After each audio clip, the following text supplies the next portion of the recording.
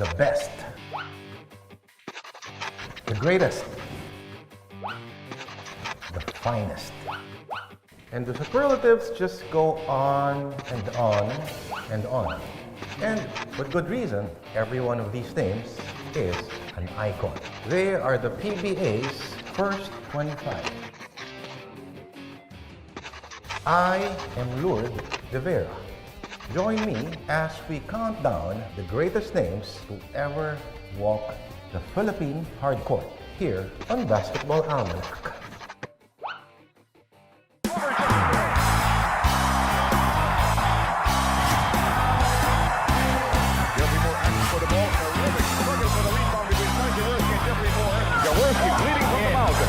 There's a dead ball situation now. They can call for a 30-second injury timeout.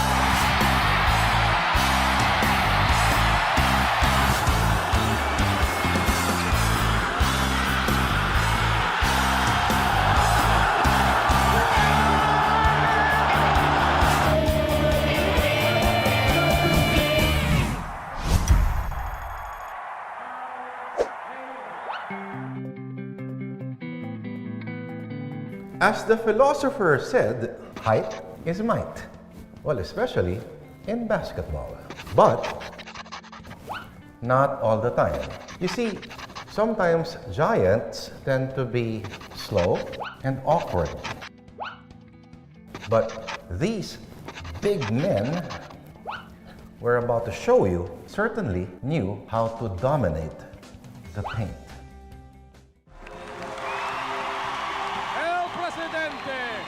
18 years ago, the PBA celebrated its 25th anniversary. But the milestone is not just about silver plating Asia's first pay-for-play league. The bigger celebration gravitated towards a distinct group of men who defined and redefined Philippine basketball.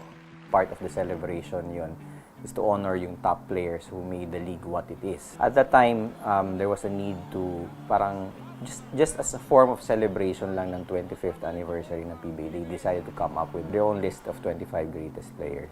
And so the PBA came up with the first 25, an elite list of players from the league's first 25 years from 1975 to the year 2000. Candidates for the first 25 were screened using the following criteria. They must have played at least 12 conferences, must have won at least one major individual award like the MVP, Rookie of the Year, and Mythical Selection among others, and must have had a positive contribution to the sport. So once you win the MVP award, regardless of how well you played for their entire career, kahit isang taong ka lang magaling, that is more than enough already for you to qualify. So that's one.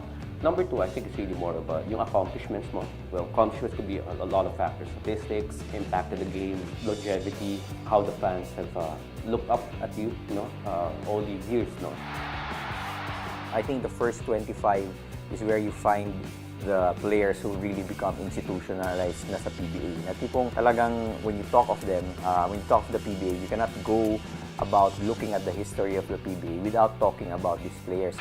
And Ramon will take it. 1 second to go. And in the universe of Philippine basketball, superstars abound, but only a few can go supernova. Like Ramon El Presidente Fernandez, the league's first 4-time MVP. I don't think anybody would doubt Ramon Fernandez. No, at that time he already won 4 MVP awards by then. That time he was already considered as the greatest player of all time. Today he probably remains to be regarded as the greatest player of all time after another 18 years. Of course, June Mar is closing behind. But if you look at it, Fernandez remains to be regarded as a meter stick or the yardstick. As far as the greatest players among the players. Ramon Fernandez going up using the board. To this day, El Presidente is still the PBA's all-time leading scorer with 18,996 career points. He is also the leader in the rebounding department with 8,652 career boards and number 1 in career blocks with 1,853 rejections. Fernandez ranks second in steals and assists. And most of all, he is a 19-time PBA champion. Too late. Besides which, it's very difficult to stop a semi-hook like that. And there again, a good value. But Mon Fernandez is not a one-man act in the theater of basketball dominance. Lanky but spunky, they definitely won't play second fiddle to Don Ramon, even if the numbers say otherwise. 5 minutes and 14 seconds to go. And again, Fernandez blocks the shot of Abet Gidabit.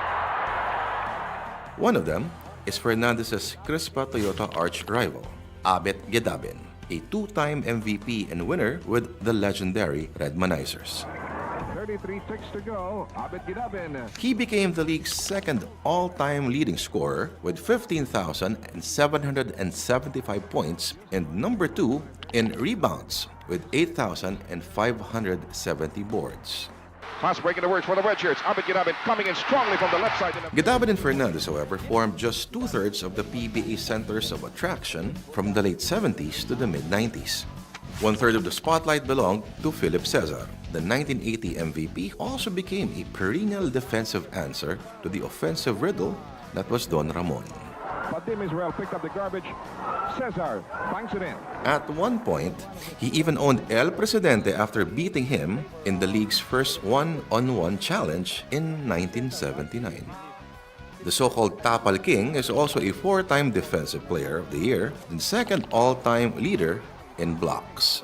Cesar also played alongside another future legend in Freddy Hubalde, the 1977 MVP, a prolific forward known for his off-the-glass shots and deep under-goal stabs, or what is known in the streets as dukot. Ready. Ready, Ubalde. Ubalde was a member of the league's mythical 5 selection in 1977. Just like another big man, his name, Manny Paner, who would later join him as one of the greatest centers in the first 25 list. Paras makes the first. The big man storyline for the PBA's first 25 won't be complete without the chapter of Benji Paras.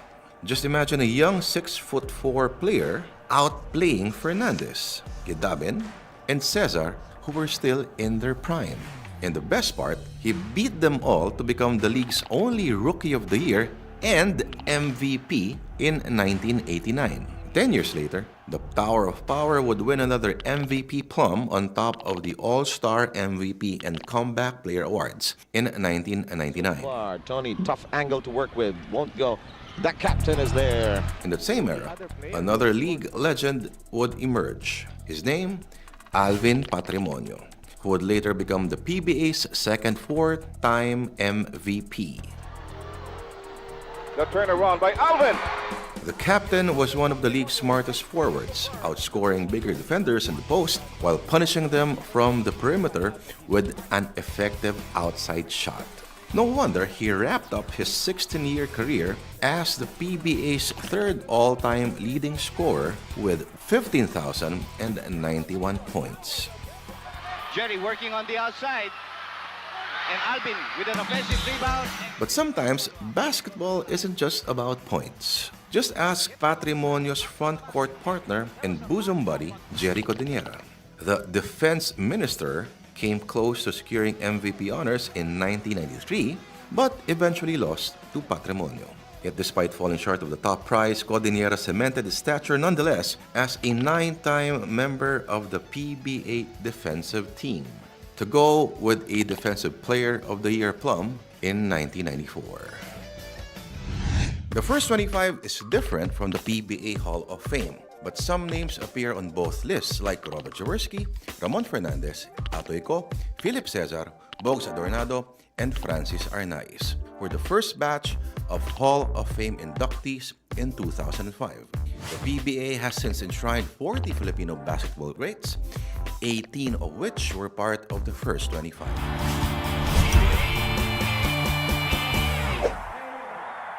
In basketball, we have catchphrases like teamwork, hustle, intensity.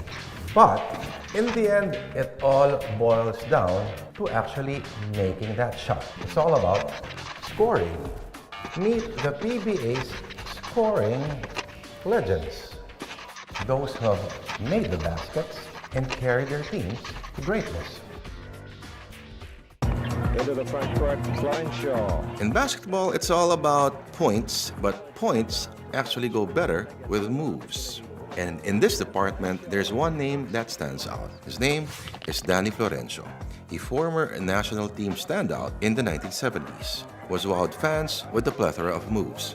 Daredevil Danny, who was once deemed the original Skywalker, became a two-time scoring champion in a short but storied 8-year stint in the league. Florencio makes it. Florencio with a very quick release. 14.2 tonight only. Another sharpshooting sentinel who etched his name in the record books is Fortunato Atoy Co. The fortune cookie was one of the few local players who have mastered the fadeaway shot. Ko was also the first to score 5,000 and 10,000 points in the PBA, cementing his reputation as a 4-time scoring champion and a 9-time mythical first-team member. By the way, he is also the 1979 most valuable player. But aside from Ko, there's another Filipino-Chinese guard who's as deadly from the perimeter. Meet Lim Eng Beng. The Manila-born sniper may not be as flashy as his more popular peers, but he was an equally effective shooter with an explosive first step to the basket. Lim was also noted for his gentlemanly demeanor, which later earned him a Sportsmanship Award in 1980, on top of a mythical 5 citation in 1978. William Boggs Adornado remains a legend in his own right. He walked away with the league's first MVP award in 1975. Not even a serious knee injury in 1976 would later stop him from claiming his second straight MVP trophy, making him the award's first back-to-back winner. He won the league's top individual trophy again in 1981 to become the first 3-time PBA MVP. Out to Ricardo Brown. If you are looking for someone to say a mouthful about Boggs Adornado, then better pick Ricardo Brown. The quick brown fox took the league by storm in 1983, winning that season's Rookie of the Year award. And 2 years later, he would emerge as the PBA's most valuable player in 1985. With his vast ball handling skills and good court vision, Brown could easily outfox the league's most grizzled defenders by shooting at will or passing to an open teammate. Fast forward to the 1990s, and in that period's shooting history, there is one name that deserves his own altar, someone whose skills are worthy of worship: Alan Kaidik, the triggerman who took MVP honors in 1990, was perhaps the purest shooter the country has ever produced. He set the most number of points scored by a player in a single game at 79, and did the most number of 3-point field goals made in a game at 17, and made the most number of consecutive free throws at 76. To this day, these records have yet to be broken. Kaidik also took the Rookie of the Year award in 1987, becoming a 6-time Mythical 5 member. And all that he did while playing for powerhouse San Miguel Beer. In that same team, Avelino Samboy Lim emerged to become one of the most exciting shooting guards in the PBA.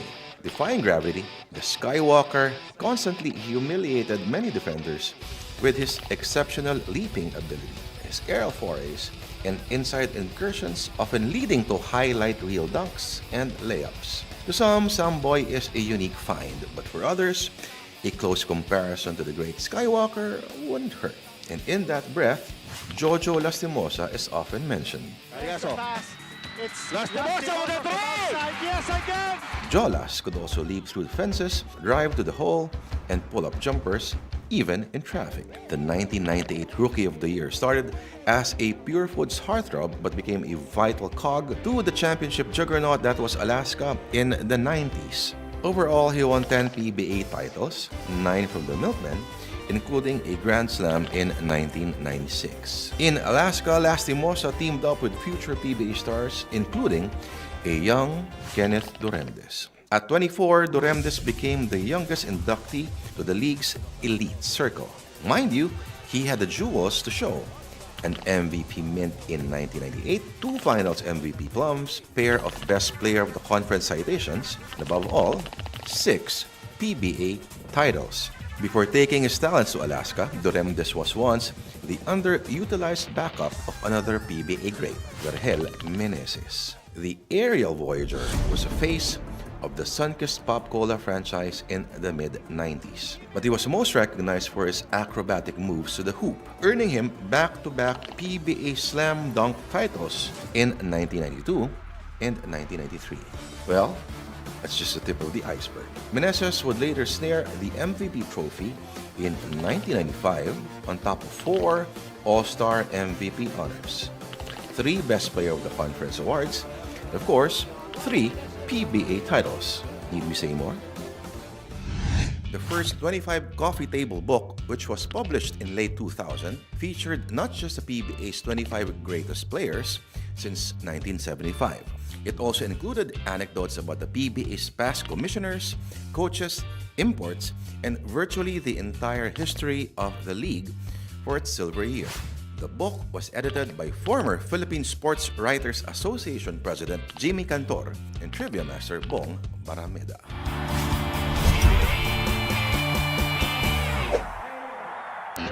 Every battlefield needs generals, leaders in charge of executing strategies. In the blink of an eye. In the basketball court, they dictate the tempo of the game. They are fast, smart, and methodical. And they certainly know how to carry a damn ball. These are the PBA's finest court generals. Here is the Big J with a baseline drive. Never say die. That phrase may speak volumes about the fabled Ginebra San Miguel franchise. But its storyline only echoes the career of one man, the living legend, Robert Sonny Jaworski. Gifted with a barrel-chested build and natural basketball instincts, the Big J was an intense power playing guard. Picture this, an MVP award in 1978, 6 Mythical 5 citations, and 13 PBA championships, 9 from the legendary Toyota squad, and 4 from Ginebra as playing coach. Jaworski was also the PBA's all-time leader in assists with 5,825 career dimes. When we speak of Jawo in the 70s, we also speak of Francis Arnaiz. Mr. Clutch was Jaworski's longtime backcourt partner, from Toyota to Ginebra in a span of 13 years. Like the Big J, he had a knack for firing up the crowd with his looks and skills. The road runner goes for 3 points. Oh, what a great shot! He's just 5'10", but can disarm hulking imports and shot blockers with looping layups and booming outside shots. The 3-time Mythical 5 member always does that in the clutch. But if you want to see Arnaiz play a less than spectacular game, call Bernard Fabiosa. The Red Banizer's top guard was a lockdown backcourt defender, Here's Mamaril. Bernie Fabiosa. Got it. pestering ball handlers with his quick hands and high basketball IQ to delay or disrupt the opponent's offensive sets. Fernandez just took the ball away too. On one situation, but Fabiosa saved the situation. No wonder he's often regarded as the perfect match to the offensive-minded Arnaiz during their famed Crispa Toyota days. He was one of the first players to compile 2,000 career assists and 1,000 career steals. Hence, the moniker, the Sultan of Swipe. Stafford was hectoring free. You speak of the 90s backcourt brilliance, and Hector Calma aptly fits in that conversation. The director is a pure point guard, a virtuoso orchestrator who wields excellent timing and precision passing, making him one of the key pieces in San Miguel Beer's Grand Slam performance in 1989. He is also a 3-time Mythical 5 member and once upon a time was the league's assist champion. Calma would later defer San Miguel's playmaking chores to his younger teammates. One of them is Renato Ato Agustin. The Atom Bomb was considered one of the league's early combo guards who can play both the point and shooting guard positions with ease and efficiency. In 1992, he ran away with the MVP award, besting a field that includes future Hall of Famers and PBA legends. Agustin, who's won multiple titles with San Miguel, is also a 3-time Mythical 5 member. Just a year before Agustin entered the league, Ronnie Magsano pitched his relevance to the point guard discussion. The point laureate was Benji Paras's ultimate facilitator, much like John Stockton to Karl Malone. So it's little surprise that he became 2-time assist champion. But Magsano, the great court general that he is, thinks there's actually someone better than him or even his friend Hector Calma. He is referring to Johnny Abarientos. At 5'7", the little guy redefined point guard play in the PBA. Assisting, defending, and even challenging taller defenders with slashing moves and hang time ability. The Flying A was so good that he led Alaska to 8 titles, including a Grand Slam in 1996, not to mention getting the attention of NBA scouts from the Charlotte Hornets. In a 17-year stint, Abarientos surpassed Ramon Fernandez as the league's all-time career leader in steals with 1,358 total swipes. He ranks 4th in career assists with 3,757 total. Aside from being a 6-time Mythical 5 member, 5-time All-Defensive Team member, and 2-time Finals MVP.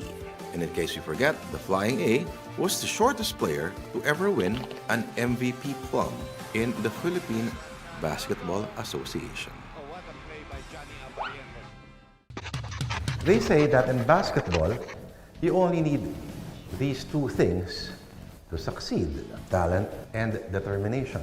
But think about this. Everyone has determination. You may develop certain talents. Most of these basketball players are of the same body type, build, and height. But it takes a special kind of specimen, you may say a different kind of species, to rise above the ordinary determined and talented individual to achieve basketball immortality. And the PBA's first 25 is certainly a fundamental source of Filipino basketball pride. My name is Lourdes Vera. This has been Basketball Almanac, and I'm proud to be Filipino.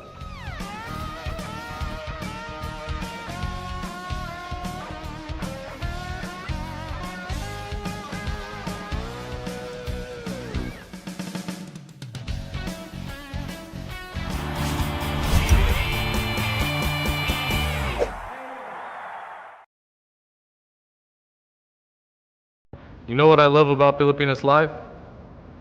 I can watch me. Filipinas Live lets me watch in different angles.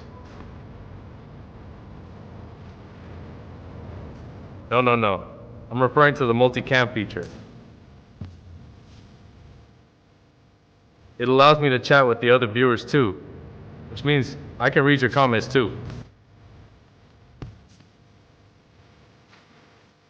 Come on, guys. That's what I'm talking about. And it's not just games, there's original content too. And that is Filipinas Love. Filipinas Live.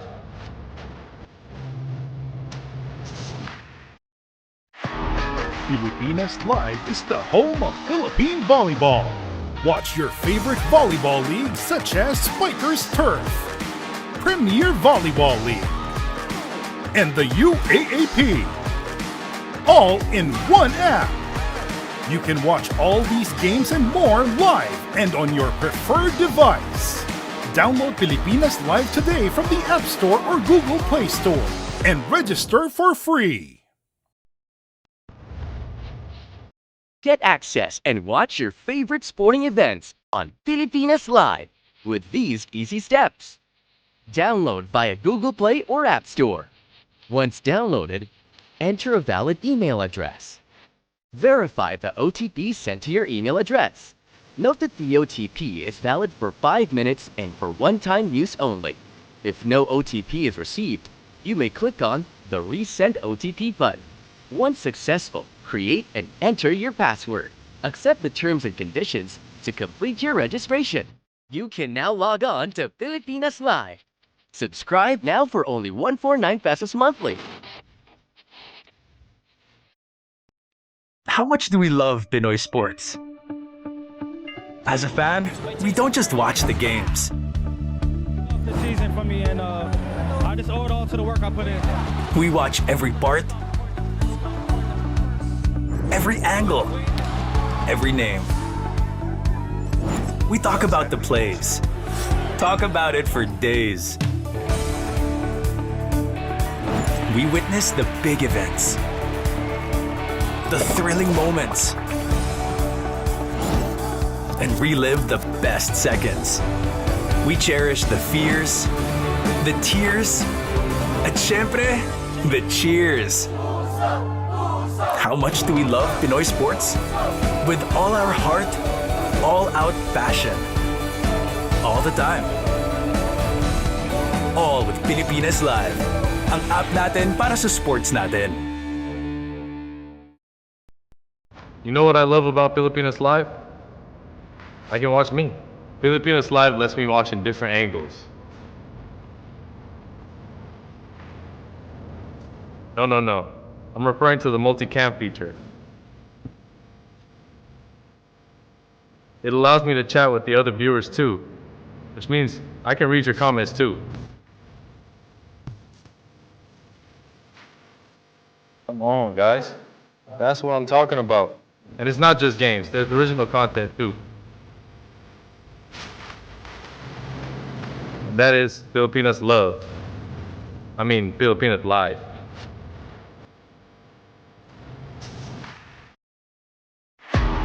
Filipinas Live is the home of Philippine volleyball.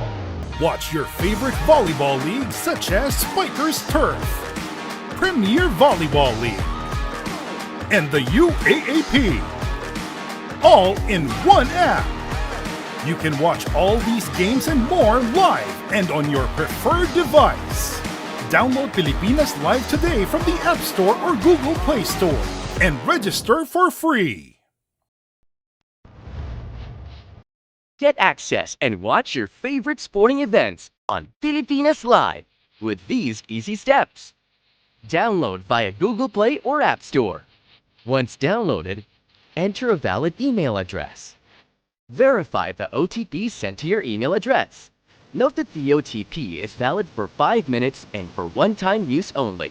If no OTP is received, you may click on the Resend OTP button. Once successful, create and enter your password. Accept the terms and conditions to complete your registration. You can now log on to Filipinas Live. Subscribe now for only 149 pesos monthly. How much do we love Pinoy sports? As a fan, we don't just watch the games. The season for me, and I just owe it all to the work I put in. We watch every part, every angle, every name. We talk about the plays. Talk about it for days. We witness the big events, the thrilling moments, and relive the best seconds. We cherish the fears, the tears, at syempre, the cheers. How much do we love Pinoy sports? With all our heart, all-out passion. All the time. All with Filipinas Live. Ang app natin para sa sports natin. You know what I love about Filipinas Live? I can watch me. Filipinas Live lets me watch in different angles. No. I'm referring to the multi-cam feature. It allows me to chat with the other viewers too, which means I can read your comments too. Come on, guys. That's what I'm talking about. And it's not just games, there's original content too. And that is Filipinas Love. Filipinas Live.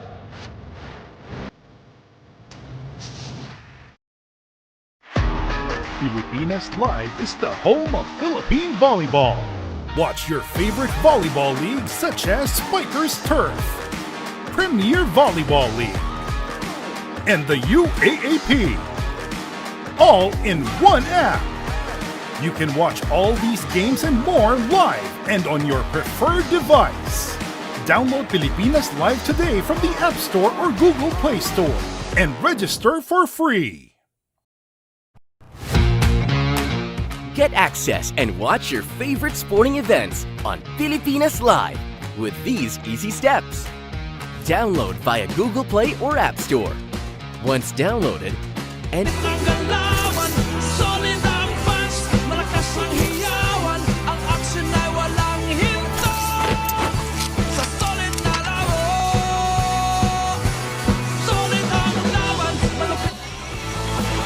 the historical 50th year ng ating PBA. But if you talk about history, this venue today has a rich history for sure. The oldest university in this part of the world, the University of Santo Tomas, hosting today's PBA doubleheader in the Philippine Cup. The UST Quadricentennial Pavilion in España, Manila is our game venue today, and we're bringing you game number 1 here on RBTV. NLEX with Babes Bolik together with his teammates ready to go at it against this squad that wants to bounce back after a devastating loss. They were actually massacred in that last ball game. Calvin Abueva, of course, wants to get a victory para sa kanyang Titan Ultra team. I'm Charlie Cuna together with Coach Ryan Gregorio. So much history, Coach, sa ating discussions about the PBA, about the venue. But you know, if you're Titan, you want to forget recent history. Yes, it is also important for them to have a huge bounce-back game because they're fighting for survival. As it is right now, nandun sila sa ilalim eh. We all know the tournament format. The last 4 teams or the bottom 4 teams will not make it past the elimination round. Samantalang ito namang kupunan ng NLEX, nag-aasam ng pagkakataon makasama doon sa ating top 4 para magkaroon sila ng twice to beat advantage. That's right. If you look at the team standings right now, itong si NLEX is bunched up with a bunch of other teams, di ba? Na pare-pareho kanilang mga record, no? That's why they want to get out of that logjam with that 5-2 record. And you know, last ball game was a start to that. They were able to defeat Rain or Shine 105-91. That second half of theirs, Coach Ryan, very impressive. And wonderful confidence so far because of this man right here, Coach Jong with Chico. 5 total wins against San Miguel, Phoenix, Meralco, Blackwater, and Rain or Shine. A 14-point win against Rain or Shine. They shot better from the field, 49%, while limiting ROS to just 39%. More rebounds for them, plus 22 sa kanila. Starter scoring, plus 20. Third quarter was really the turnaround quarter for them, outscoring their opponent by 15. So 5-2, yung Rain or Shine kahapon, 6-2 na. So ang gusto nitong NLEX, makatabla yung Rain or Shine dun sa itaas. That's right. You know, and that would be a great place to be at this point, and leading the way is Robert Bolik. Si Berto, scoring-wise, not an impressive conference for him, especially in the first few games ng kanyang koponan. But last ball game was his breakout scoring performance. Tama ka, only 13.4 points per ball game in the first 5 games for his team. He only scored 4 points against Barangay Ginebra, shot the ball only 7 times. But in their previous game against Rain or Shine, confidence high para rito kay Bolik, 28 points. Look at his number of attempts, 29. Mababa pa at 38%. Pero yun talaga ang kalidad ni Bolik eh. In the first 4 games, only 9.8 points per game and only took 11 attempts. So unti-unti nang bumabalik itong laro ni Robert Bolik dahil kinakanya niya na dahil nga alam niya na yung laban ngayon is dikdikan sa itaas. Gusto nila magkaroon ng twice to beat advantage. That's right. So we go from the discussion on one former San Beda player to another former San Beda player, si John Braille. Kilala mo yun? John Braille. JB Bahio. You know, this guy, quiet operator ito, but he does all the dirty work. Such a smart player as well, knows where to be, right place, right time. Tapos, pag kailangan score, kaya rin niya. Kilalang kilala na natin ito. Of course, hindi naman malaki o hindi naman talaga big time yung kanyang pangalan coming out of college. But with this level of performance, lahat ng mga basketball fans, inaantabayanan na yung laro nito. Only 8 points against Barangay Ginebra, but scattered 17 against the Elasto Painters. only missed one time, 89% from the field, 13 rebounds, 5 assists, tapos plus 13 dun sa kanyang player efficiency. He's actually the leading scorer for this team, 14.4 points per ball game. Can you imagine that? Number 2 lang si Robert Bolick at 13.4.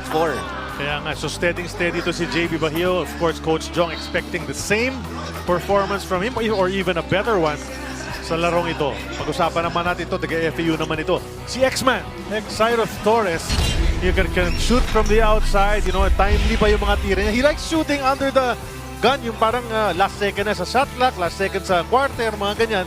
Gustong-gusto niya yung mga ganong sitwasyon. This guy is definitely a specialist, lalong-lalo na from Rainbow Country. He did score 15 points, shot 3 out of 5 from Rainbow Country, also was able to grab 3 rebounds and plus 28 dun sa kanyang player efficiency. What you like about this guy is his shooting close to 40% from the three-point area and almost 93% from the free throw line, 13 out of 14 in this conference. We're looking at this lineup of the NLEX Road Warriors. For more on them, we turn it over now to Naj Miravalles. Attorney and Coach RG, alam nyo, in all the times that I covered NLEX games, this is the first time that I've seen Coach Jong genuinely happy and relieved before a game. According to him, seeing the guys play as a team and more players buying into the system, resulting to better execution, may satisfaction na dala. Pero the biggest challenge for them this game ay yung mentality. Dahil nakita na daw nila back in their Terra Firma game na matapos yung magandang laro nila, nagpapabaya na, which they cannot afford. Lalo sila daw yung team na merong Berto, pero wala masyadong explosive players, kaya they have to be consistent, no room for complacency. Thanks a lot, Naj, for that. Well, ready na yung mga yan for sure. Pag-usapan naman natin kanilang makakalaban sa laban na ito. Titan Ultra Giant Risers, ang panibagong team, name-wise, dito sa ating liga, Coach. But what a performance San Miguel had against them in that last game sa Montalban. Truly forgettable yung naging defensive stance nitong Titan Ultra against San Miguel. The 158 is the highest in 33 years. Yun ang binigay na puntos itong Titan Ultra dito sa San Miguel. Only 39% for them. Badly out-rebounded, badly outscored in the paint, 78-48. The second quarter, napakalayo talaga yung lamang nitong San Miguel, 43-14. Pero nabanggit mo, nung second half, tapla sila eh.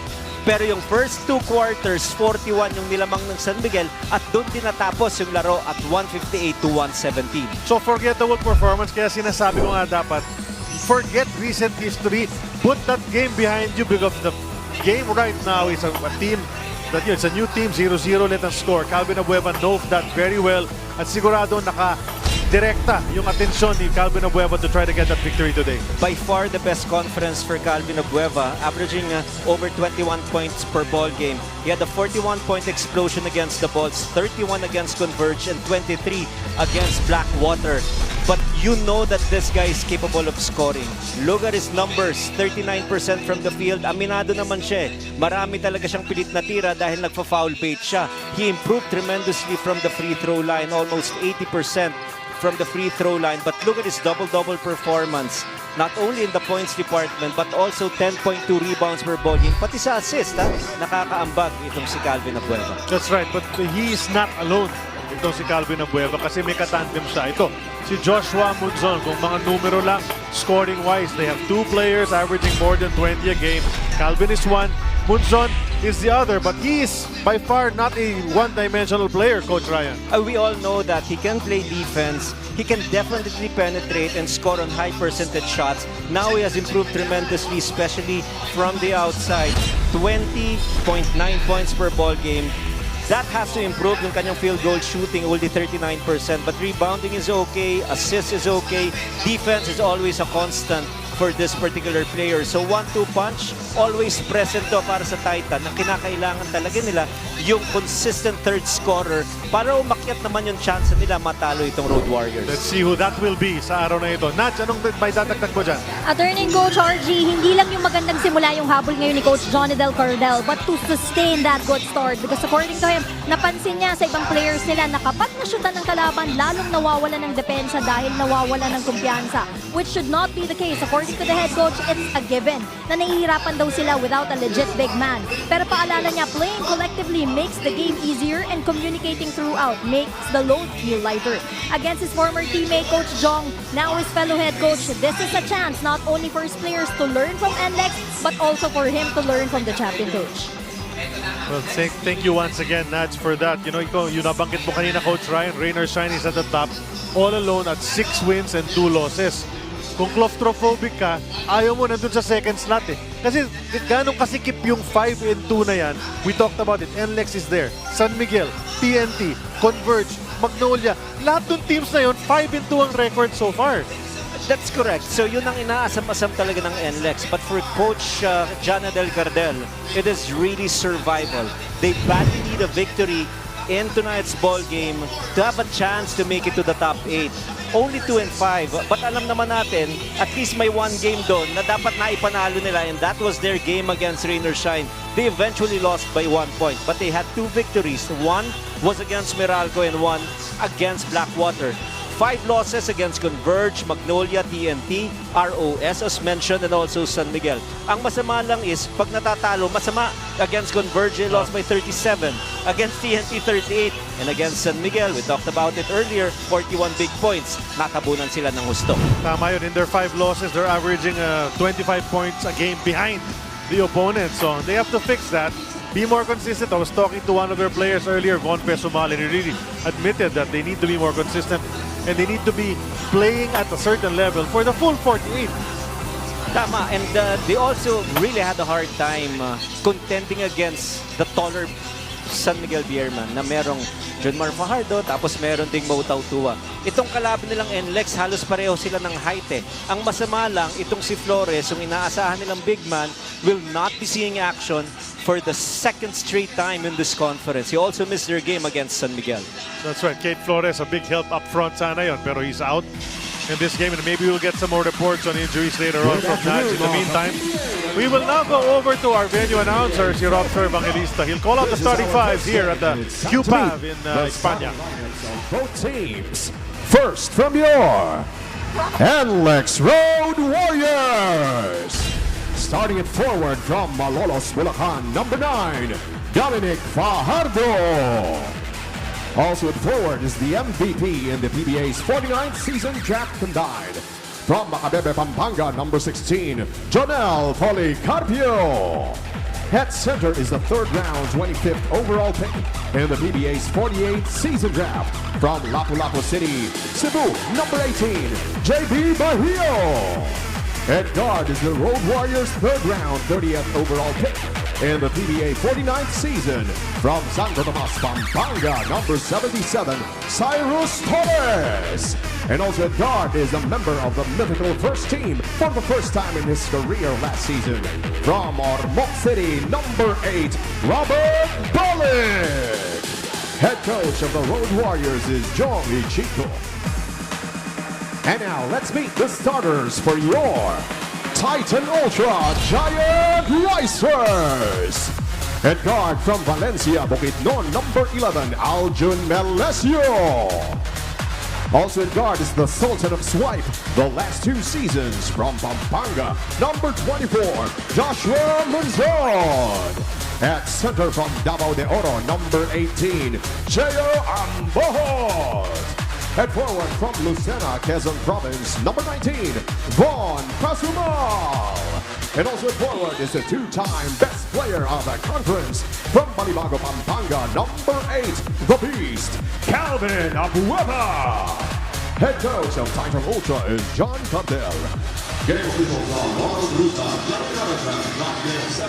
Officials for this game, Romel Gruta, Jerry Narandan, Janken Austero, and Obet Arlegui. And these are the starters for Coach Jong Wichico, Bahio Poli, Dominic Fajardo, ex-Torres, and Robert Bolick. Kabilang panig naman for Coach Cardel, Melesio Pesumal, Ambohot, Calvin Abueva, and Josh Munzon. White shirts ang Titan, naka dark blue naman, well, light blue. Itong NLEX. And we've begun the action here at the UST Quadricentennial Pavilion. And this might be new to everyone who's watching. on TV, on their gadgets, on YouTube right now. Coach Ryan, yung venue natin, first time natin gamitin sa season na ito. Napakagandang venue. There's ample parking space at maganda rin itong ambience dito sa loob ng Q-Pub, tinatawag nila. Di naka-score ang NLEX sa kanilang unang attempt, and Von Pesumal, who was working on that earlier, immediately drills a three, Coach. Making his presence felt right away. 21 big points, confidence sign their previous game against San Miguel. And he is starting early. Bakit? Dahil 12-0 run yung San Miguel Nung previous game nila, hindi na sila nakabawi. So ngayon, maaga pa lang, kumukonekta na sila. Good sign for them. Dominic Fajardo throws that one away. White Church forced the turnover. Aljon Melesio surveying the floor. Nakita niya, nakaset up ng depensa ng Road Warriors. Calvin Abueva. Dominic Fajardo hands full. Trying to guard him. Ambot hands it off to Von. He'll take a 4. In and out on that one. That looked really good sa kanyang pagbitiw, pero ayaw pumasok. Robert Bollick, a threat even from 4-point country. So Joshua Monzon is watching him like a hawk. Bahio hands it off to Torres. Here's Bahio against Abueva. Bahio fading away on that jumper. Was able to find an opening to shoot against Calvin Abueva. Better defense sana yung sasabihin ko dahil maganda yung coverage itong Titan. Nakakuha lang talaga ng espasyo si Bahio. Creating that space para maka-attempt. Amboa thought about it, decided not to take it. It's with Calvin Abueva. He'll hoist it from 3-point land. It rolls off the rim and a rebound taken by Bahio. Early in this game, not even 2 minutes gone by. This is game number 1 ng ating PBA Sunday doubleheader. In the Philippine Cup, as Bollick steps back and hits nothing but air. Fajardo tried to save it. Threw it straight out of bounds. Back to the other side ng ating possession. Let's watch this. Here was the shot from Von Pesumal, a 3 brought to us by Arena Plus Sportsbook.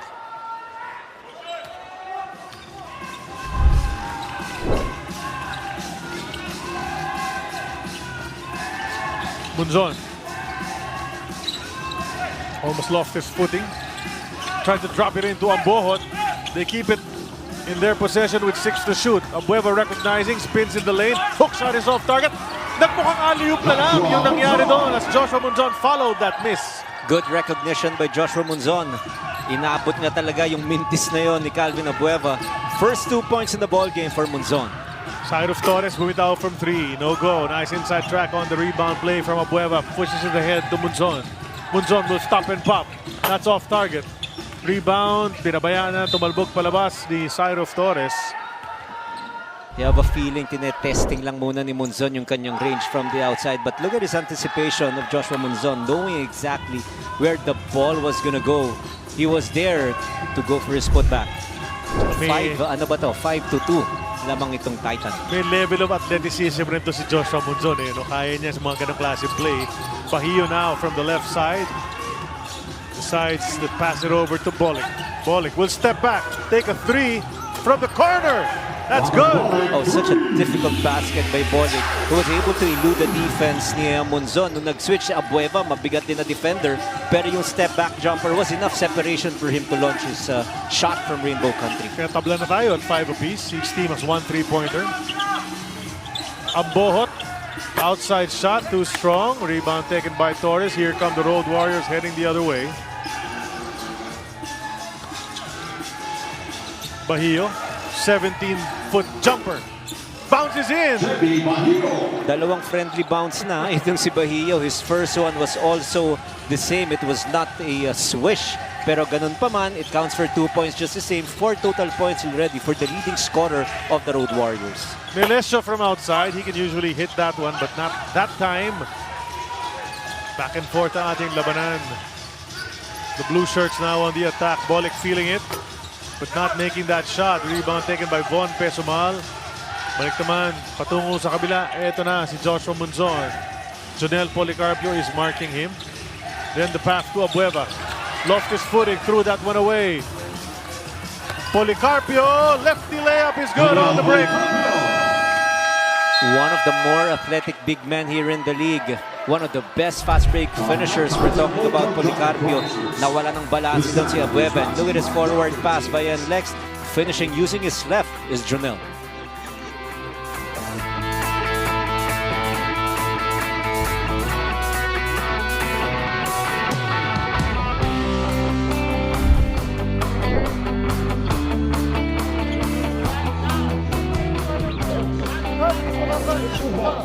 Wala sa labas natin.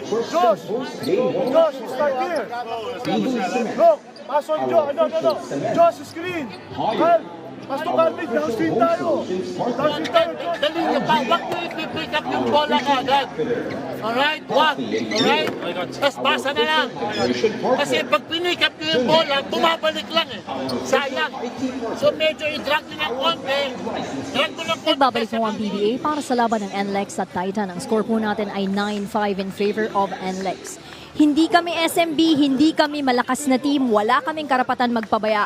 That is according to Robert Bolick after an impressive performance last game. Hindi pa daw niya magawang maging masaya sa ngayon. Because early this season pa lang, nagpabaya na agad sila against Terra Firma. When the mindset should be every game is the championship. Marami pa daw silang inconsistencies na dapat ayusin, but while doing that, ang gusto lang ni Robert ay patunayan ng teammates niya na he can rely on them, putting in the work whoever the opponent is. That was the report from Naj Miravalis as action has resumed dito sa UST Quadricentennial. As Melesio looks for Abueva. Abueva to Munzon. Munzon thought about the three, goes to Melesio. Baba kay Abueva, 40 shoot. Who's gonna take it? Hot potato. Melesio releases and misses from three-point land. Ikot-ikot ng bola, but it was an aimless series of passes as Policarpio now looks for Dominic. Outside to Jonel. Jonel will take a three-pointer. He just hit a 2 on the break. And that's 5 straight points strung together by Poli. And showing great range also from the outside. Hindi nakakuha ng puntos yung Titan when they called the timeout. Another unproductive thrust for them. Let us see where they're gonna go. Medyo matagal na yung kanilang dry spell dito sa first quarter. Tama yun kasi nag-3-0 na sila to start the game. But all of a sudden, it's 12-5. They're down by 7. Could be more. But then, sabi ni Von Pesumal, okay, ako na ulit, pare. Lalapit na tayo. And what they want is they want to establish the back-in-the-basket game of Calvin Abueva. The defense of the Road Warriors is actually doubling Calvin Abueva. And on the weak side, on ball reversal, look at this quick pass by Monzon to the open. Itong si Pesumal. Ilan na yan? 7 points already for Pesumal here in this game. Iba na talaga ngayon eh. Pwede kang 7 points on just 2 field goals. Tama. Diba? Here's Calvin one more time. Down to 5 on the shot clock. Calvin makes his move. Wanted to go glass. Nothing there, and Bahio secures that rebound. Bahio, silent operator talaga inside the paint as far as rebounding is concerned. Just finds the right position. Gets 6 or 7 every ball game. Bolick dancing with Ambohot. Bolick, the stop, the turn, the kick to Cyrus. Cyrus on the run, one-hander. No go, and Ambohot gets the rebound. Dominic Fajardo commits the loose ball foul. What we're seeing is a better defensive concepts provided by this Titan. They're challenging shots, they're getting defensive rebounds, and as a result, they're only down by 3 points. So mas maganda yung focus itong Titan sa depensa. Hindi sila nawawalan ng loob ng maaga. Yun ang nangyari sila sa San Miguel eh. Maaga silang nag-give up. First quarter, nag-give up na sila. Second quarter, mas lalo na. Mas lalo na. Tama. And at the end of 2, they're already down by 41. Well, yeah, obviously, they wouldn't want that to happen again here. As Abueva tried to pass inside. Faked everybody off, including his teammates. Policarpio left it for Torres. Too strong on the 3. Agawan sa rebound. Abueva grabbed it away from Munzon. Abueva. Side set. Gives it over to Melesio. Binalik kay Calvin. Supalpal ni Bahio. Out of bounds. 15 seconds left on their shot clock. Ball stays with Titan. As Kevin Alas, who recently celebrated his birthday, comes into the game. Kaka-birthday lang ni Kevin November 13. 3 days ago. Oh wow. Belated happy birthday to Kevin Alas. Well, we just saw another facet of the game of Bahio, yung shot blocking abilities niya. Dahil nga, hindi naman sila kalakihan partner. Wala sila talagang dominant big man. Ito na si Bahio ang nagiging rim protector para rito sa Road Warriors. And he also protected on the perimeter as he challenged that jumper from Munzon, forcing Munzon to hit nothing but air. Pass inside to Dominic, then the bounce.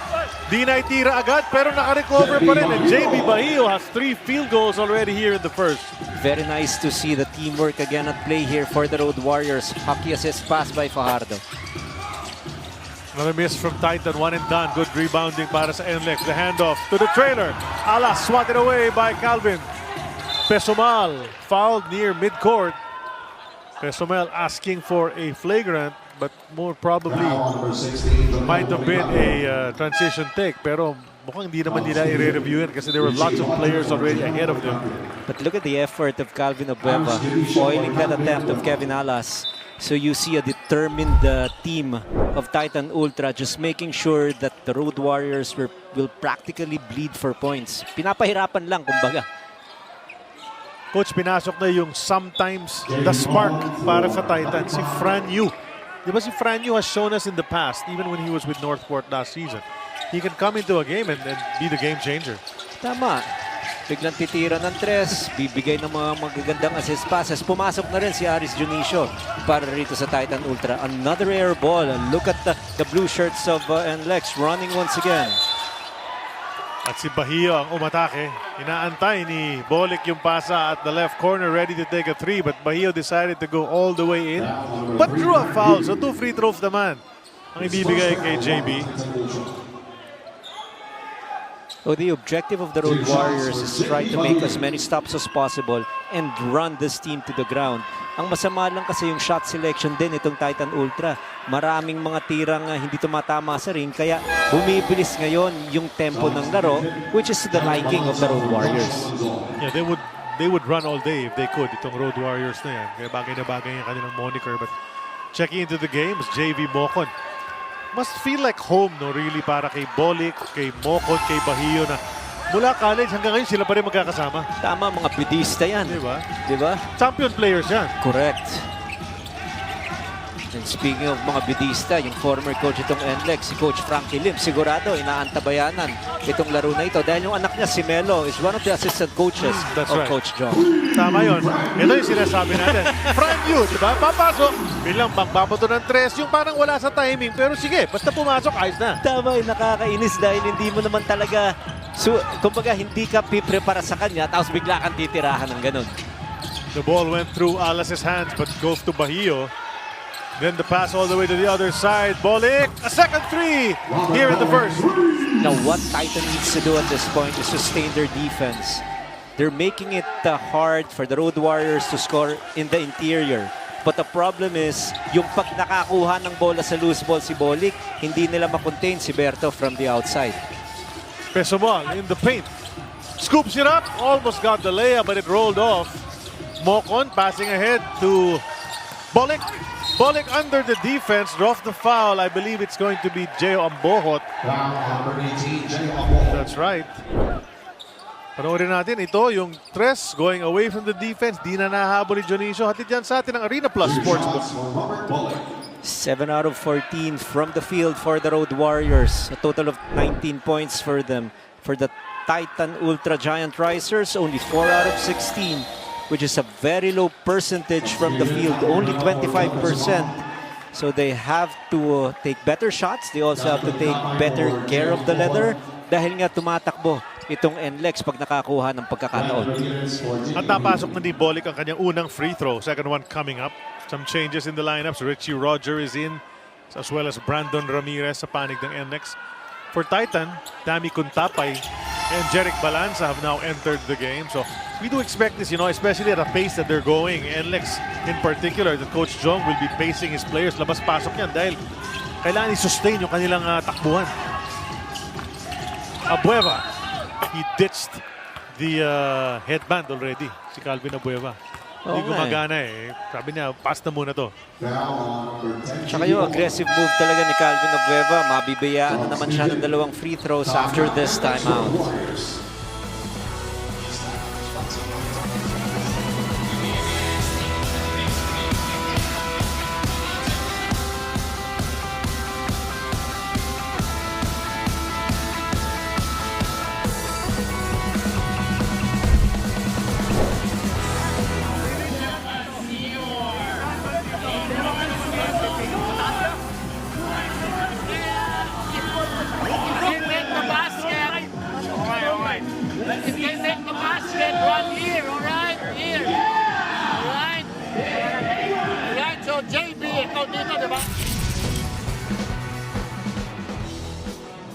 Yeah, we played, I think, decent defense. But I think what's, glaring also is we're able to score against rain or shine. It's hard to stop rain or shine because, their average, I think, is 100, 100 points a game. Hindi lang pwede na to rely on your defense solely mahirap para pagkalaban nyo yung rain or shine. Our offense has to click also, which we did.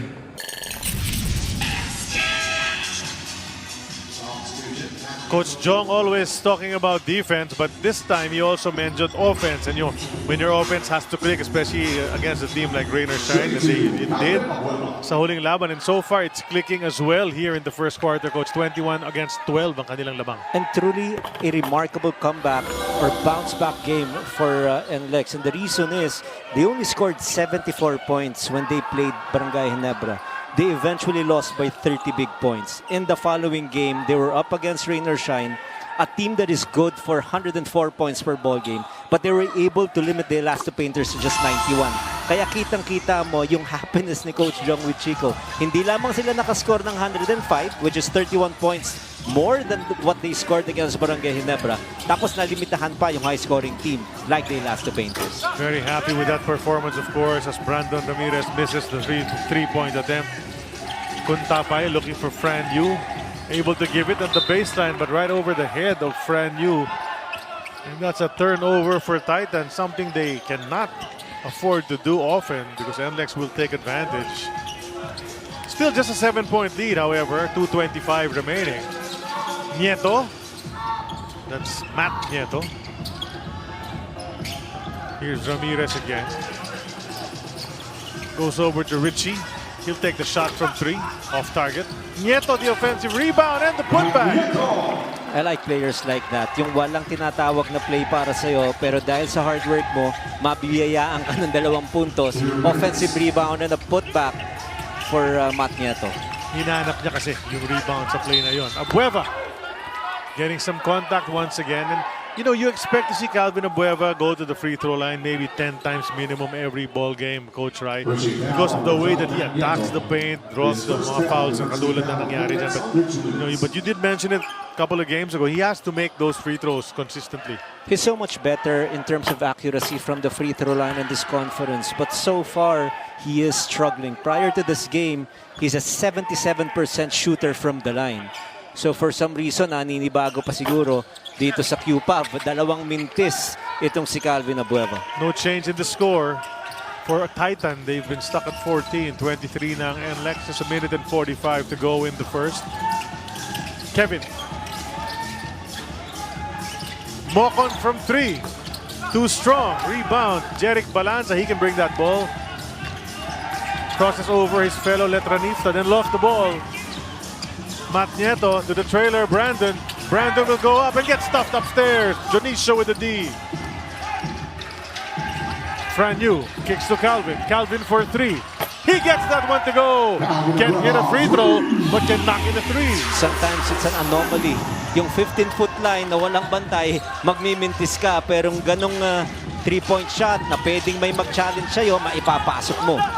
Mintis naman ang tira ni Kevin Alas. Quick to the ball was Nocom, but he slipped and fell. And will they call a foul? Coach Janadel Cardel is gesturing na he wants to challenge that shot, that call by our referee. Ang feeling niya, nangyari sa harap niya, nadulas itong si JV Mocon. Well, we're all the way across the court, and it did look that way, but of course the referee was closer, and they're going to review it right now. And we'll hear from one of the referees soon as to what the verdict will be, whether successful or unsuccessful ang challenge na ginawa ni Coach John Cardel. Off that miss. The review continues, but so far NLEX playing well at the pace that they'd love to do throughout this entire game. They have the personnel na kayang tumakbo ng tumakbo all day long, Coach. They're shooting better. We're talking about the Road Warriors, 47% from the field, while limiting Titan to just 23%. And not only that, points off the turnovers, 4-0 lamang doon yung Road Warriors. Isama mo na rin yung fast break points, 6-0 lamang muli itong NLEX. mukhang nakapag-desisyon na itong mga referees natin. I-announce na nung isang mga senior referees natin, either Jenny Narandan or Romel Gruta. Or it's gonna be Jerry.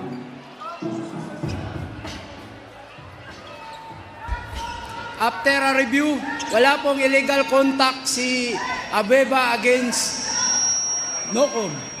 Therefore, the challenge made by Titans is successful. Out of bounds on NLEX.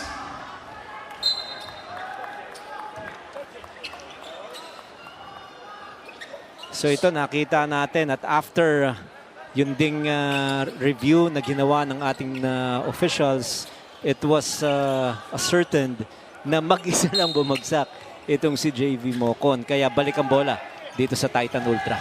Nangangasimang sikmura ni Coach John Cardera. You could see him right there. But you know, he was able to have a successful challenge. The ball is with them now. But then, Dionisio gets stuffed as well. We've seen some blocks in this game already sa first quarter pa lang, Coach. Maganda yung ginagawa na rim protection itong Road Warriors, lalong-lalo na sa mga nagpe-penetrate. And fantastic basket by Jeric Balanza. Hindi niya na diniin eh. Nag-floater na lang siya. Resulta, 2 puntos para sa mga nakaputi. Kita ko siya kanina, pinapractice niya yung ganyang klaseng shot. So it pays off when you do it time and again. Muscle memory na siguro yan para sa kanya. Cuts the lead down to just 4, 1 possession game. Got a good one going on. Mocon, the short range, rolls out. Kuntapay the board.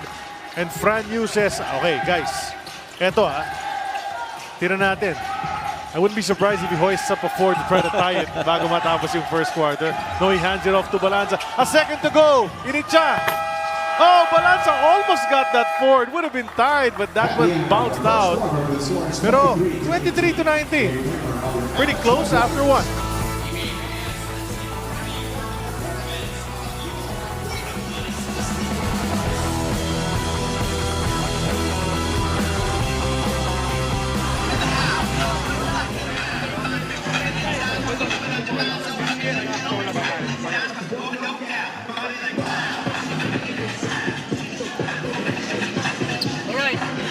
Same rules, huh? Okay, 1 to 5, we're switching that, alright?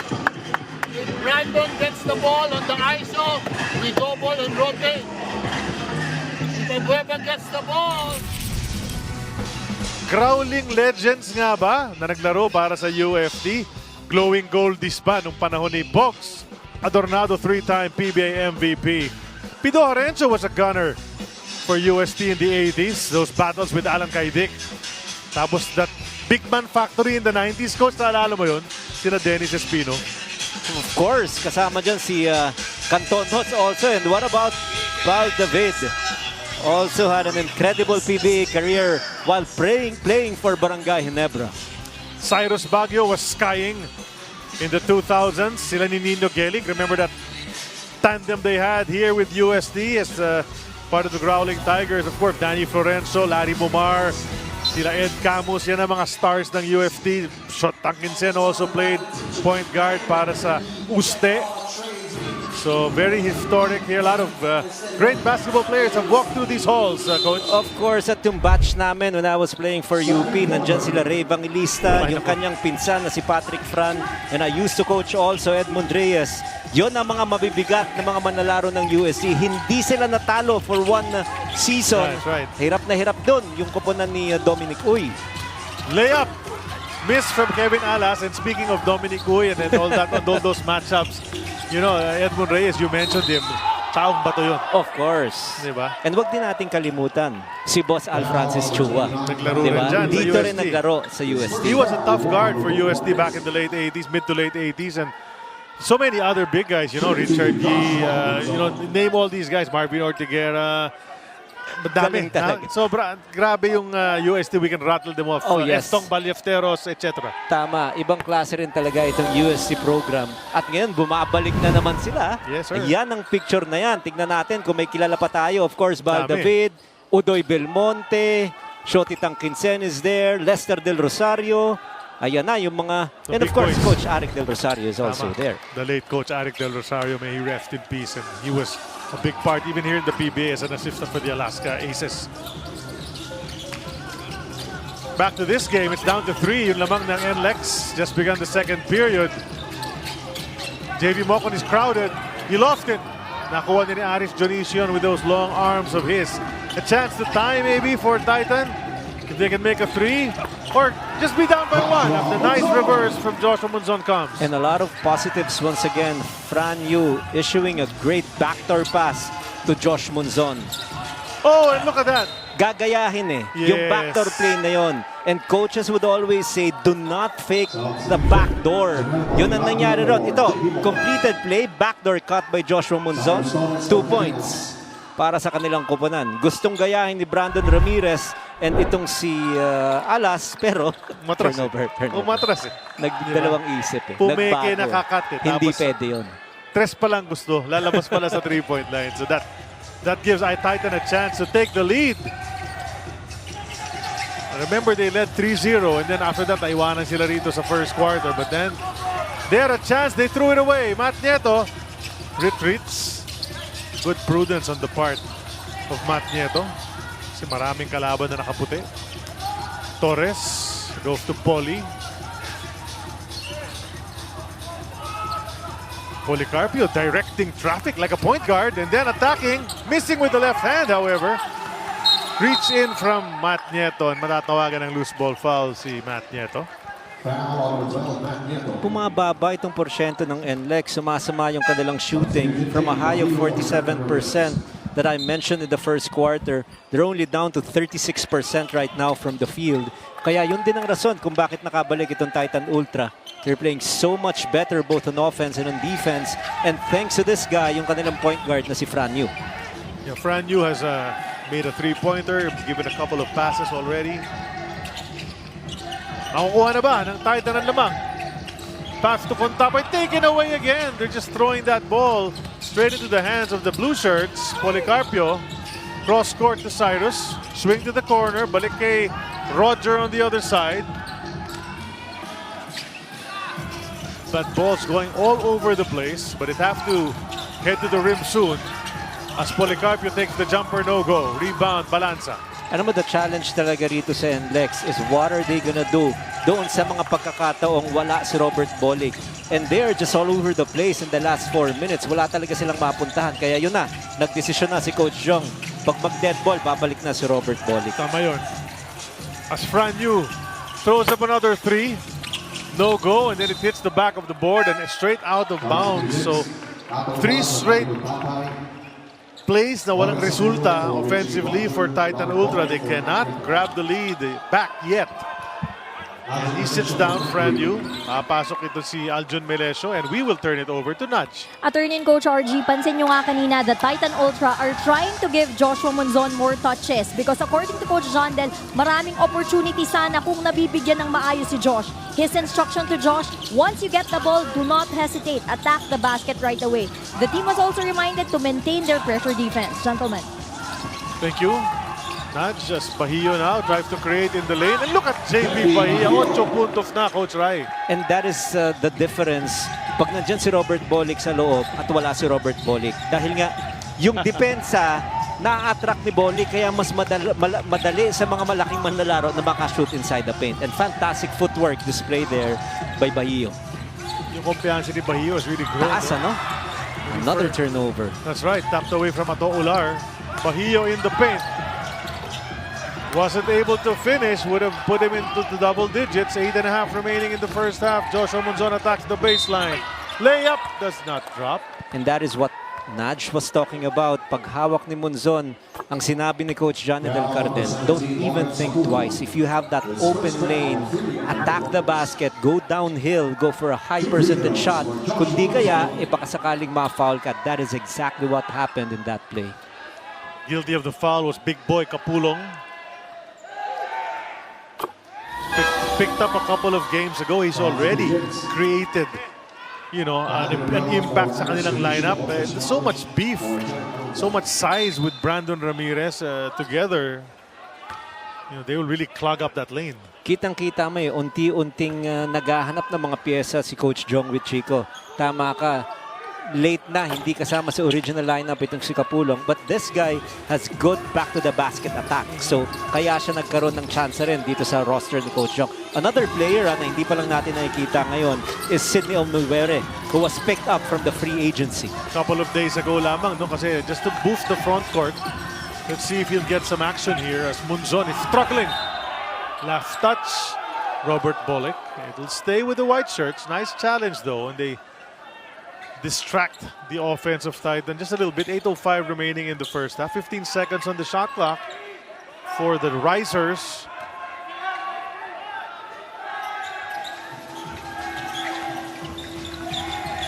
Munzon, he's got the big man on him and he has the quickest advantage, but picks up his dribble. Gets it back and now will attack. To the hoop, felt some contact, no go. Abueva for the follow-up just in time. And just the aggressive move of Calvin Abueva, he was able to anticipate where the ball was going to end. It ended eventually sa kanyang mga kamay. So hard work and persistence paying off that time for the Beast. We're tied at 25 here at the UST QPAV. As Bolek is calculating. Ular left him and he throws up an air ball from 4-point country. Not quite the shot that they wanted on that play. And a lot of empty possessions right now for the Road Warriors. Their shooting has gone south, only 36%. And look at that offensive rebound by Calvin Abueva.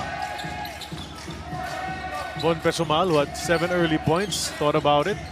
Now gives it up to Melesio. Shot clock is dwindling. Pesumal, the quick catch and shoot, no go. Abueva keeping it alive. Couldn't call a timeout. That's not allowed anymore. They get it back, and then Policarpio steals it again to Bolek, who left it for Bahio, who waits. And Bahio now breaks into double digits with 10. Gorgeous fast break attack by the Road Warriors, making the extra pass. Tapos yung patience si Bahio, kitang-kita ron, ano? Pinadaan niya muna yung didepensa sa kanya. Could have easily traveled on that play, but he made sure his feet were settled. Munzon missing the outside shot. I like the way the referees are letting some bumps just go. It's part of the play na hindi naman nakaka-apekto. Bahio, jumper. No go. Oh, the big guy. We just talked about him, but unable to make the shot, Kapulong. Abueva the spin. Fake pass. Layup. Mintis. Everything but the shot on that play. Sayang naman yun. Policarpio to the trailer. Balik kay Poli. Nothing there. Look at the crowd reacting to the way these players are taking shots, but no results. But you appreciate the effort of Titan. Running back on defense, not allowing easy baskets by the Road Warriors. That is why they're only down by 2 points. Well played 2 quarters so far by these teams. Ular in the paint, puts it up with his left hand, gets that one to go. We're tied again. Sakto pagsalo ni Ato Ular. Left-handed yan, so that was easy for him. Inside to Kapulong. He's fouled. Pinasabit niya si Ato Ular.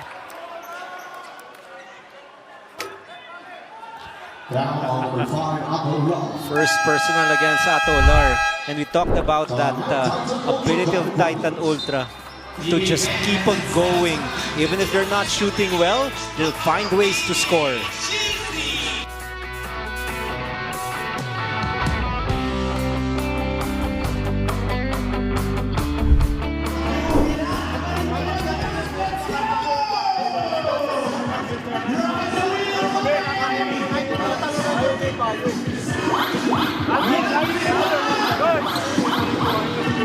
Yung motion natin, pag nawala tayo, yung takbo natin.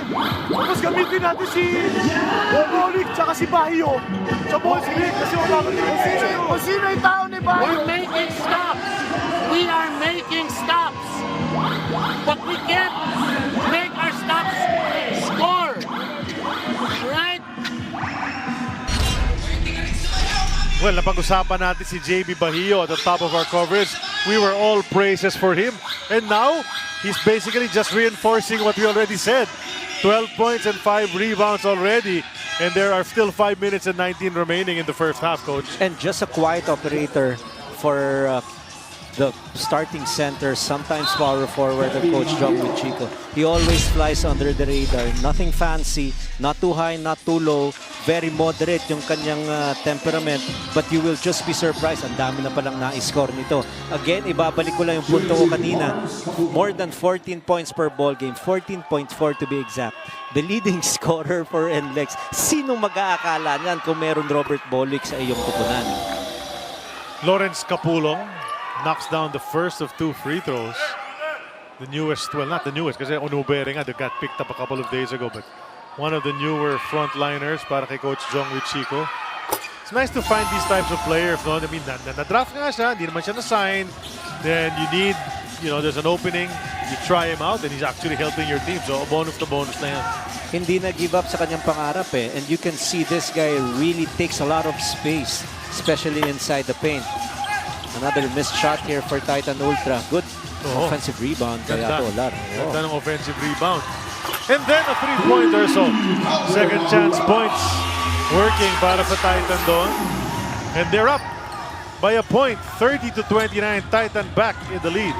Those are big-time basketball contributions, especially from the guy who got the offensive rebound. Bonus talaga yon na nakatres pa itong si Calvin Abueva. Na kay Cyrus Torres trying to create. Goes over to Bahio. 18-footer again para kay JB Bahio. Too much space. Calvin Abueva had to apologize to his head coach because he allowed itong si Bahio to shoot without a challenge from the perimeter. Now foul naman ni Bahio si Calvin taking a 3. Was it a 3 or a 4? So he'll take 3 free throws. Tama. Ayan. Medyo malayo rin kasi yung pag-challenge ni Bahio. At yun na nga, meron ding konting kantsawan itong dalawang manlalaro na ito. Hindi nga lumapit si Calvin Abueva to challenge that shot of Bahio. Pero pagbalik naman at tumatake si Calvin, natawagan ng foul. Si JB once again. Calvin, 12 points na. Tumataas na rin ang kanyang point production. He's got 8 boards to go with that, coach. Here in the first half, we mentioned he's averaging a double-double in this conference so far. Might just get it here in the first half. Very impressive itong conference ni Calvin Abueva, although he just went 2 out of 3 from the free throw line. 37 years old. His career average is 12.6 points per ball game. But in this particular conference, more than 21 points. So gumagaling pa siya habang nagkakaroon pa ng o nagkakaedad na itong si Calvin Abueva. Well, he has the green light on this team. It's so bright green. Diba? Sobrang green yung light niya dito. He can take whatever shot he wants and he's making them. And dalawa sila actually ni Monzon na binigyan talaga ng green light to shoot ni Coach Jonathan Cardel. Kaya yung dalawang yan, 1-2 punch nitong Titan Ultra, over 20 points per ball game yung kanilang average. At the line is Robert Bolick. 2 free throws for him. Puts the first one in. Cyrus Torres will sit as Matt Nieto returns to action. Another free throw coming up for Bolick to try to take the lead back para sa kanyang koponan with under 4 minutes remaining in the first half. Later on, coach, there's going to be a second game in today's doubleheader. Phoenix and Ginebra will be battling. Kaya yung mga nag-aantay dyan, baka may time pa kayo, come over to UST today and catch the Ginebra-Phoenix game later on, or maybe second half of this one, if you can. And another important matchup dun sa ating second game. Alam naman natin, itong Phoenix 2-5 right now, while Barangay Ginebra is occupying solo 8th place at 2-4. So both these teams badly need a victory to advance after the elimination round. Bahio again, this time goes glass, but it bounced out. And look at the way Dominic Fajardo was fighting for it, but he lost it out of bounds. You know, I really love that decision. From that angle, the glass is really the best place to go eh. Sa angulo na yun, di ba? Tama yun. Melesio. Now Monzon, he's been quiet after that reverse he made a few minutes ago. Quick passing. Abueva in the paint. Inside to Monzon. You need to take it, Josh. It hits the ring. They can continue. Ato Ulara miss. Gets it back.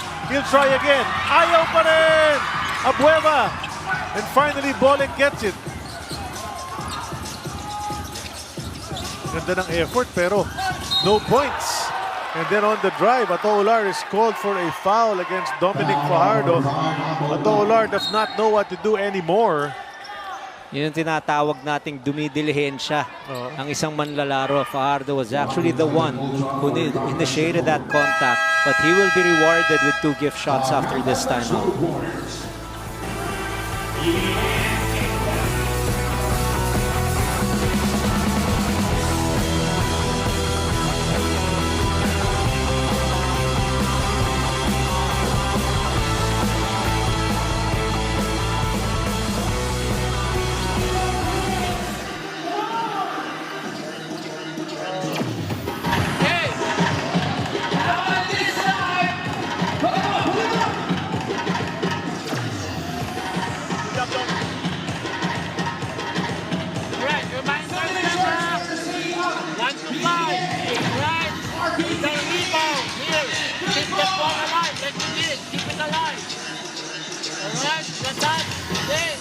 Coach Jong with Chico talking to his guys.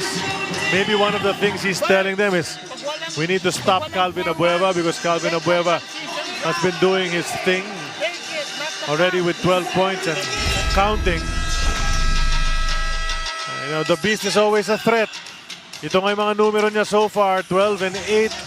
He's been going to the line 7 times na, coach, and we know there's going to be more. So if you can mark Calvin Abueva, a big part of your problem is done. Oh yes, it's a very difficult situation. Kung sino man ang task to guard itong si Calvin Abueva dahil talagang diin na diin pag mag-penetrate. Pag tumama pa yung 3-point shots niya, mas mahirap siyang bantayan. And look at the numbers of Calvin Abueva. In the last 4 seasons, 12.5. In the season 47, tapos bumaba na yan in the next 2 seasons. Tapos ngayon, grabe ang kanyang explosion. At you know that Calvin Abueva likes the situation dahil siyang naging focal point sa opensa para sa kanyang kupunan. Yung rebounding numbers medyo uniform through the years. Ano? Anong balita dyan, Nats? Attorney and Coach RG, magandang patunay nga yan na hindi puro salita itong si Calvin Abueva. Dahil ang paalala niya sa kanyang kupunan, huwag niyo munang isipin na manalo. Isipin niyo muna paano maglaro as a team. Dahil pag lumabas ba daw ng bahay, pera agad? Di ba pag natrabahuhan niyo muna? For Calvin Abueva, bago mo sila turuan paano manalo, ituro mo muna sa kanila paano maglaro ng tama. More than basketball, having the right mindset is what he imparts to the Giant Risers. Yung makuha yung respeto ng kalaban, hindi lang dahil dapat may respeto sila, but because they earned it. Aba, ano ba to si Calvin Abueva? Ganda nga ng laro. Waxing poetic pa lately. Ang ganda ng mga sayings, mga bits of little lines na sinasabi niya nowadays, coach. Full of wisdom. Yung part sa atin ni Calvin Abueva, of course, through the report of Naj. Napakagandang sariwaing talaga na si Calvin Abueva was the Rookie of the Year at the same time na pumasok itong si Junmar Fajardo. Correct. Kaya medyo may bragging rights siya na 9-time MVP ka nga pero meron ako na hindi makakamtan kailanman ni Junmar, which is again that Rookie of the Year award. You only get one chance for that. That's right. Diba? If you don't get it, sorry baby. Diba? Ito, panoorin natin ang pangyayari. Robbie Herndon, kapapasok lang, umitsa ng 3, hatid sa atin ang Arena Plus Sportsbook. Siya pang ano yan Commodore from outside. Ito si Robbie Herndon. Hasn't been playing consistent minutes but always ready.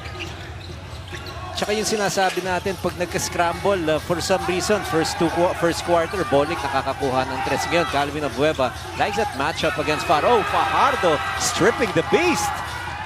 Fajardo can't finish. Who's there to clean it up? JB Pahillo again. And it's always nice to have a trail guy following the shot of your teammate. In case he misses, that particular person will always have a chance for a putback. 16 points na itong si Bahillo in this first 2 quarters of play. Makes you wonder why Bahillo wasn't in the PBA earlier than he actually came in.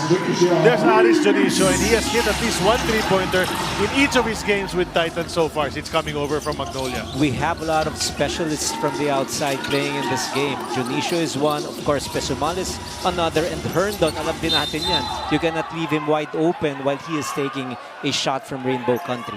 A foul will be called against itong si Aris Jonicio.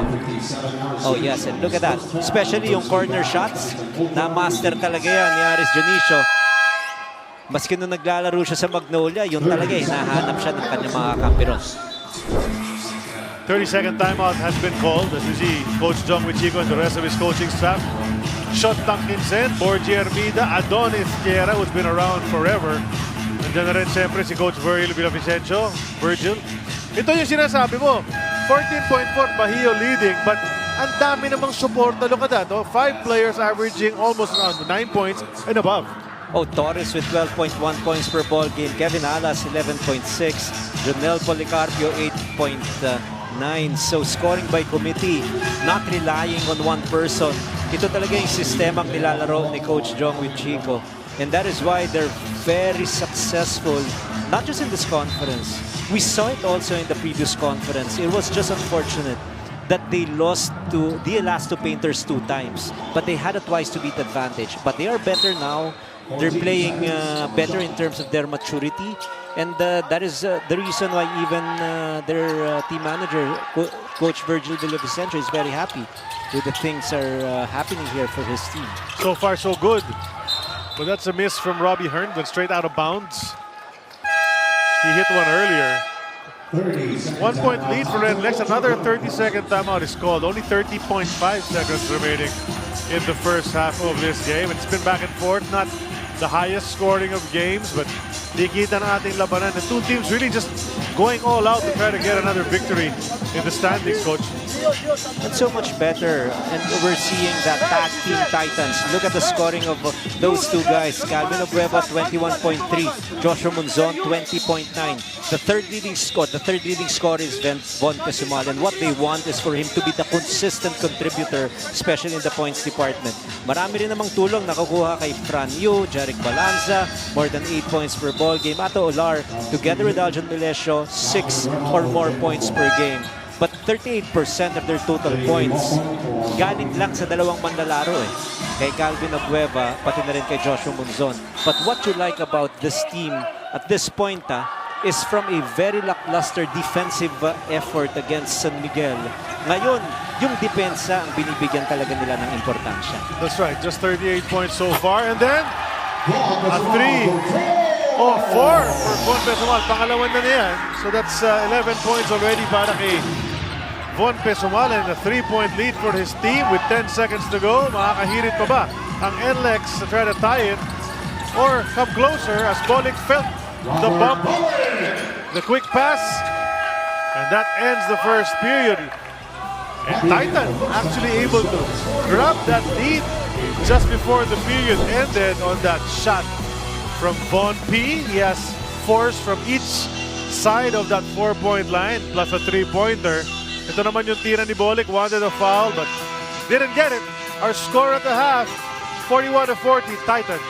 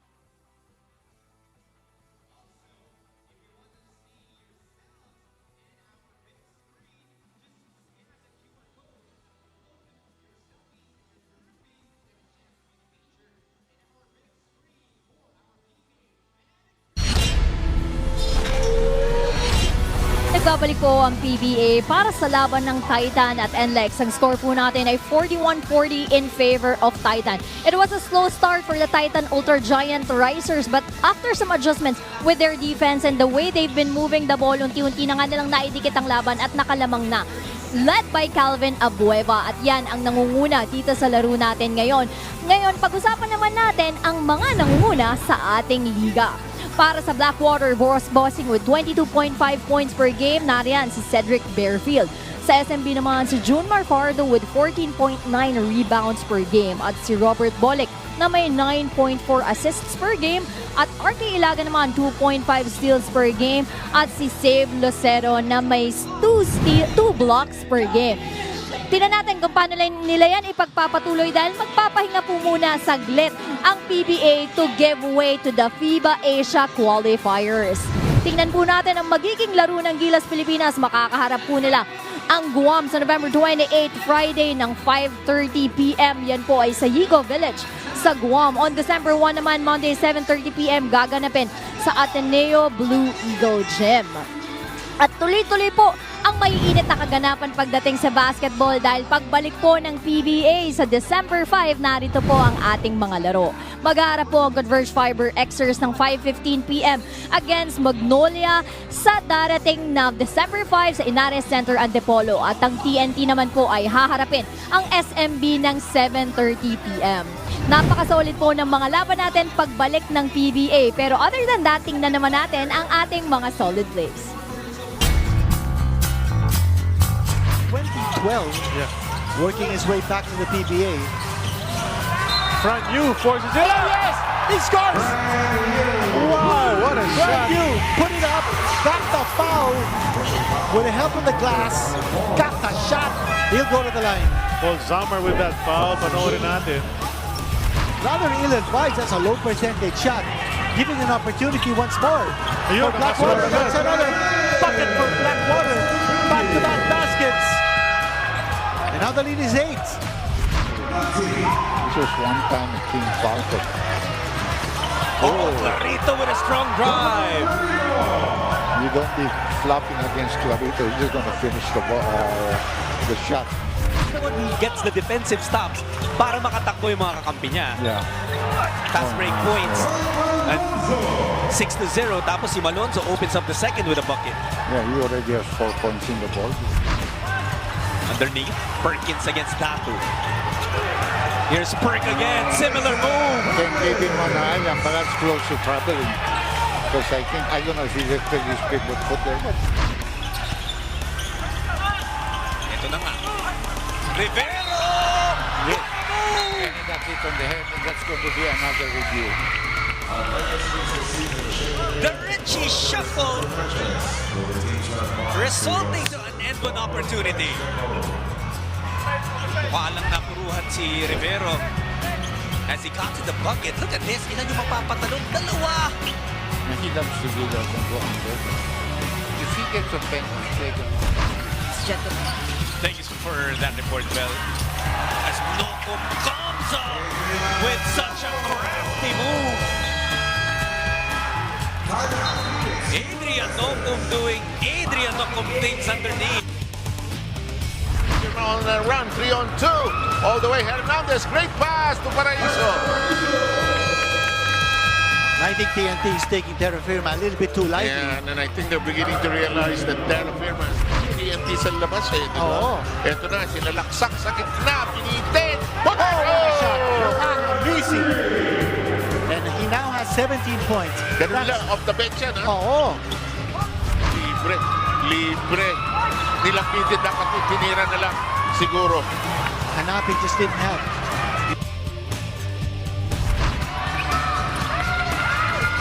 What a drive by Gio Halalo. Lead is back in the hands of TNT. And Halalo. Paraiso. To the middle. Tight pass. Hernandez. Well scores. But can he make this free throw? 1 out of 6 so far from the line. Sa masa ni Lapud. Here comes Cruz. They put it up. Troyano sets it home. Behind the sky play between Jericho Cruz and the rampaging Don Troviano.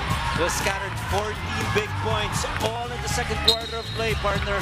Big time basketball. Lastimosa on the other side. Naganda ng abot kay Baroka. Sneaky, very, very sneaky para dito sa Magnolia. And this is just an example of what happens when you move without the ball. You will be... Barong's na even. Bibigay kay Kuhn. Somebody's gotta take it. One to shoot. Huli! Niabay! This guy is a member of our all-defensive team, and the reason is, if it is well within his range, he's gonna block the shots of his opponent. With a rebound. Kuhn for 4.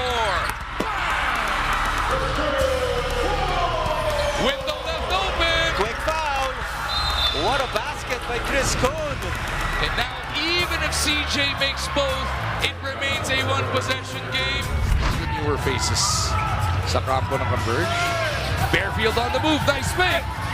Oh, he took it right above the side. He gets the basket. May kasama pang foul. Tabla agad, and he has the opportunity to give the lead back to Blackwater. How you like this? Because they're competing. J. Juan Gomez. Parang sinabi kay Stockton, this is your team right now. You're on the floor. You do it. And one para kay Ginto. Hindi mo maalis sa player yan eh. Pag may bagong pumasok, siyempre, nag-aagawa kayo ng yung position. Si Winston. Bearfield inside to Ginto. Finally, para kay Bradfield.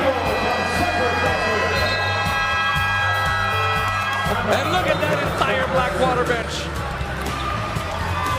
Loving the tenacity of Bradwin Guindo. Defenders, Bearfield spins into the front court. Panopio goes reverse. Kumapit yun!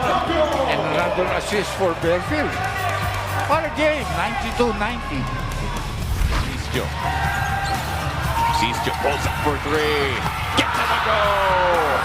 And all of a sudden, rain or shine, steal the lead for the NLEX Road Warriors at the end of the first. Bowling, hindi lang na-shoot. That's Gabe Norwood. Gabe taking it strong by himself. Kung yung dating Gabe Norwood, ititigil na yun, diba? Tapos ilalabas na, isa-set up nila. 3 points nila in the previous game. Oh. And so far, oh, what a block from Policarpio. Grabe na. Pwede siya volleyball, Hindi ever shine, yung offensive rebounding, second chance. Yan yung nasa scouting report nila, or at least yung halftime report. As Policarpio, what a move. Working on El Defonso. Using his quickness there, yun yung sinasabi natin, diba? Points in the paint ulit dun. Bowling versus Asisio, driving in. Ooh, and scoring past 2 Whitebirds. Yung kumpiyansa nila. Again, walang rim protector. No good there. Second chance opportunity para sa Rain or Shine. Clarito. Oh, the spin. Got past 2. And that basket is good. Napasok yun. Paikot-ikot.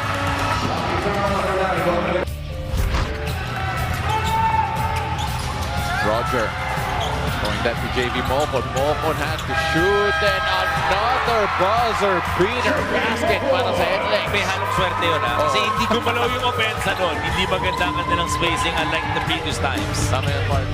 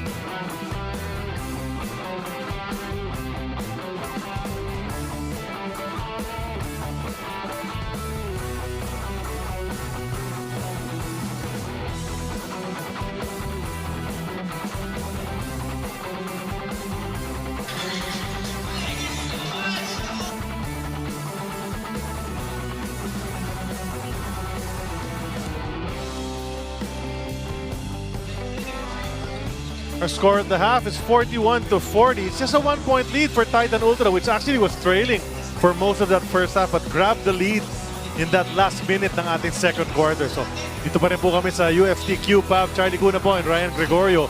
And Coach, this game is close, but Titan has really made adjustments from its last ball game. Oh yeah, especially from the defensive end. They're playing with so much effort. They're also clogging the paint right now, and that is why it's been a miserable shooting display by the NLEX Road Warriors in the first 2 quarters. Let us see if Titan can sustain it. Ito si Von Pesumal is one of the guys, responsible for this 1-point lead sapagkat he was shooting from the start of the game. Naka-tres siya agad to begin all the scoring at 3-0. And then he hit a 4. And then now in this second quarter, he hit another 4 and then another. He's hit 4s from 2 sides of that 4-point arc. And, just one of those guys who can actually add a spark. You're looking for that third scorer na banggit mo kanina. After Monzon and Abueva, it might just be Von Pesumal. That is a very good point, and so far so good for Von Pesumal. But look at the effort of Titan Ultra. Rebounding, they are +5. But NLEX, of course, running better, scoring 10 points. Titan Ultra, wala pa silang fast break points. Second chance points because of greater effort. Titan Ultra accounting for 9 while limiting NLEX to just 4. Field goal shooting, I thought itong 4-point field goal shooting first is 2 4-point shots already for Titan Ultra. And dito naman sa NLEX, wala pa silang nai-score from the 4-point line. But a little better from the field itong NLEX, 35.9%. 33.3% lamang para rito sa Titan Ultra. Ito mga leading scorers for each team, 2 guys in double digits for each of them. So, and Joshua Monzon, he'll pick it up later on. But Pesumal has been able to support for Calvin Abueva. Coach, but JB Bahio been the main man again, despite the presence of Robert Bolig in the 29-point game last time out. Ngayon, si Bahio pa rin ang leading scorer nila. And another quiet performance. JB Bahio now accounting for 16 points. He's trying to do it on both ends because he is also expected to be the rim protector for his team. Dahil alam naman natin, marami ring penetrators itong Titan Ultra. But what is the big difference here for Titan Ultra? It is really their effort on defense. Can you imagine, a few days after giving up 158 points, the most number of points allowed in 33 years. Ngayon, in 24 minutes, 40 points pa lamang itong nai-score ng NLEX. Remember, San Miguel scored 151 in their game against Titan Ultra. Nag-umpisa natin third quarter. Calvin Abueva to Fran Yu, who gives it to Ato Ular. Swings it all the way to the other side. Ganda ng movement. Can they find an opening though? Ato Ular converts at the rim. Another great execution on offense. Ular finding himself wide open. Again, tayo rin nag-cover nun, partner? Di ba? 158 pala yung na-score ng San Miguel. 117 lamang para rito sa Titan Ultra. Pero kailangan meron kang konting short-term memory. That's right. Diba? Kalimutan mo na lahat ng nangyari ron dahil ito napaka-importanting laban para sa Titan Ultra. The most important number that or numbers that you remember from that game is that you lost. 0 na-0 ka doon diba? 0-1 ka doon against San Miguel Beer. That's life. You gotta move on to this game against NLEX. And so far, di ba, NLEX had pulled away already earlier, led by as many as 9 points already in that first half. But then, Titan made something of it and now up by 3. Could have been 4, but a missed free throw by Ato Ular. Second one coming up for him. And what is the implication ba para rito sa Titan Ultra? Alam na natin itong NLEX 5-2 right now. They want to tie the Elasto Painters at the top of the hill, winning 6 games and losing 2 times. After that upset or escape nitong rain or shine against TNT yesterday. At ito naman Titan Ultra, 2-5 sila in the next 3 games, including this one. They'll go up against Terra Firma and Phoenix. What about rain or shine? As we see Bolig hit the corner 3-pointer. A 1-point victory against Titan. Then that victory against TNT just last night as well. Ganun kadikit din ang laban. So rain or shine's been pulling out these close ones in this conference. Grabe yung fight back nila Remember yesterday they were down by as many as 18 points but still was able to find ways to win in the end. Traveling violation tatawag rito sa Titan Ultra. Sayang dahil mawawalan sila ng tsansang madagdagan yung isang puntos na kanilang lamang. Si Fran Yu was able to bring that ball across and then parang naglakad diba? Sabi ng referee, huling-huli ka, you're right in front of me. Gusto niyang mag-initiate ng contact eh. Pero lumayo yung bantay niya, nawalan siya ng balanse. Dominic erased, and then Bolick lofted out of bounds. Good defense on the part of Monzon. Quick hands. 3.8 seconds to And shoot. Bolick respects the defense that Monzon played kontra sa kanya. 3.8 para makashoot dito ang NLEX. So it has to be quick once Policarpio inbounds this ball. Bolick knows it. Gives it over to Bahio. He's short on the jumper. They're fighting for the ball. Nakuha rin ni Ato Olar. And I like the fact that Ato Olar is getting minutes, because he is a guy na hindi nagkukulang sa effort in every game. Napakaganda ng first conference itong Ato Olar na ito nung naglaro siya sa Blackwater. That's diba? right. As Von Besomal misses from outside. In fact, he was the leading contender for Rookie of the Year in that season. It tapered off towards the end. Eksakto. Justin Arana umangat naman ang laro. Kaya naman nalamangan siya ng konting-konti ni Justin Arana. Tama. Fajardo, baseline. They go. The reverse doesn't hit the mark para kay Poli. Munzon. And a foul from Robert Bolick. A bit of a collision in the air. Bolick is just ultra intense. He's that type of player, and you need to know him. Kasi sa unang tingin mo, sabi mo, parang init ang ulo ito palagi, parang galit sa kakampi, laging, nag-react sa lahat ng tawag, but that's just the type of player he is. And he takes winning seriously. Yun naman ang pinaka-importanting aspeto para sa isang manlalaro. Yung bang whether you're supposed to make a basket or you're supposed to make a defensive stop, you put in a lot of effort. Ganyan talaga itong temperament ni Robert Bolick.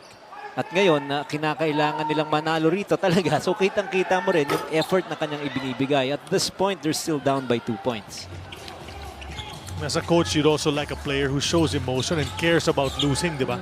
Yung resta naman sa player na walang pakialam, natalo na ngingiti-ngiti pa. Diba? Bahio over to Bolick. Bolick to Bahio. Balik kay Berto. Berto by baseline. Kick it out to Cyrus. Brings it closer. Mid-range. Jumper doesn't go. But then somebody hit him. Pesumal and you saying that he kicked out. Ato Olar asking for the challenge. Cardel. Sumenyas ba ng challenge si John? Yes, he did, Coach John. So this is his second challenge. Remember, successful yung kanyang unang challenge kanina na wala palang foul in front of their bench yung nadulas ang player ng NLEX. Very intense si Coach John Adel Cardel. He knows how important this ball game is para sa kanilang progress dito sa conference na ito. 2-5 so far for Titan Ultra. Massive victories against Meralco and Blackwater. And they lost a close one against the Elasto Painters. 5 total losses for them. While on the other hand, for Coach Jong with Chico, they want to go back-to-back. They had a big one against the Elasto Painters in their previous game. They want nothing but a victory to tie the Elasto Painters at the top of our standings. Si Coach Janedel Cardel, who played for Shell, Alaska, and Santa Lucia in his PBA career. Also had a nice stint in the NBA. Former De La Salle University high flyer. Actually started out with San Sebastian.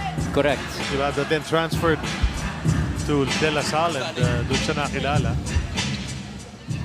After the review, the no illegal contact against Pesumal. The challenge of Titan successful.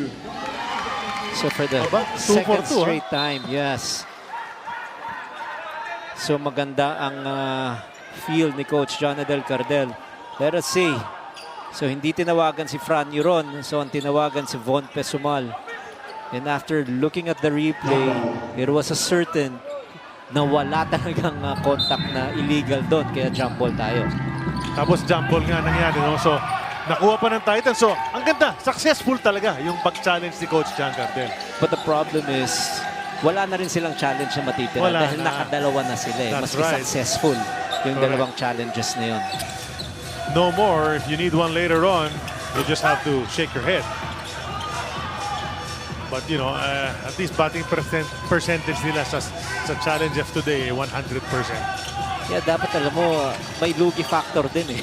Diba yung mga teams natin dahil Dalawa na nga yung correct challenge mo eh. Successful pero mauubusan ka pa rin after 2 correct challenges. You know, we have to say this, coach. Huh?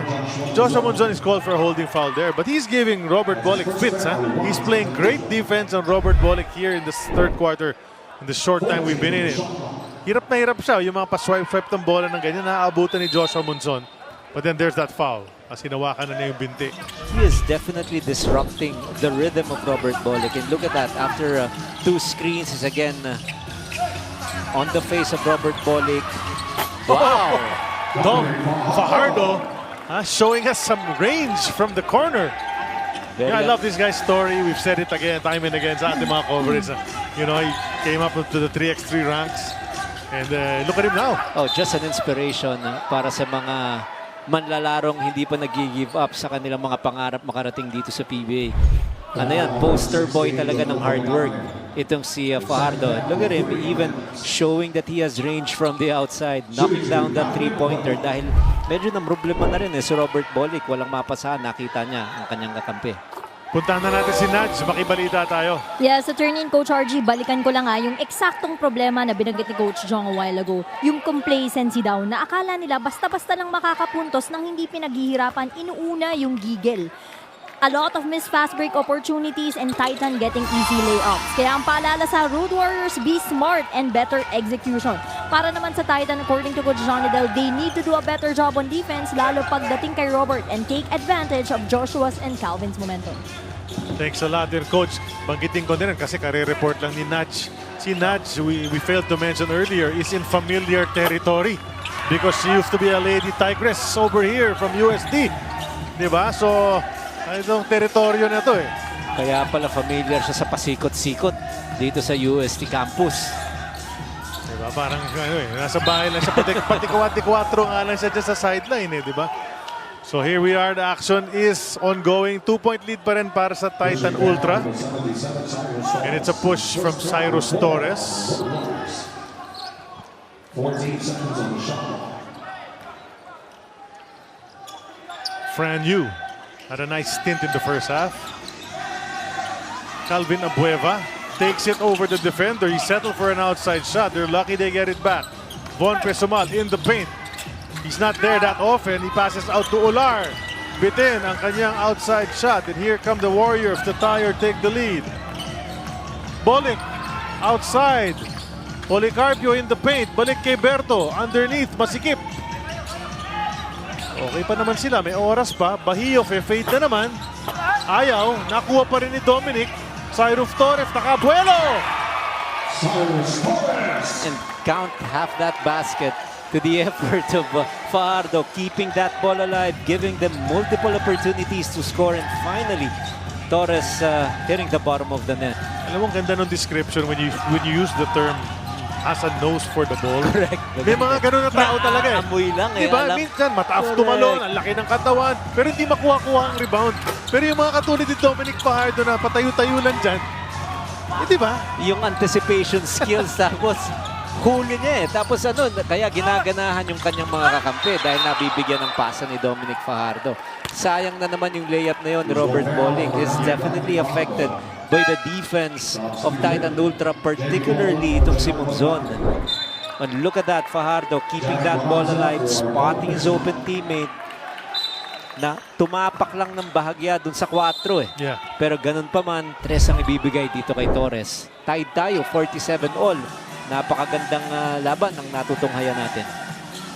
Almost the halfway mark of the third quarter. Remember, this is just the primer. I mean, there's no difference between game 1 and game 2 except for the time slot. But there is a second game coming up. Ano ang pangyayari? They are conferring right now dahil ang tumama si Fajardo dito kay Bueva. So ngayon, titignan nila, ay offensive foul pala. Itatawag dito kay Franjo. Ang kasamaang palad, hindi na nila pwedeng i-challenge. So another missed opportunity for Titan Ultra to grab the upper hand. No more challenges, no more. Wala na. Hindi na pwede sumenyas.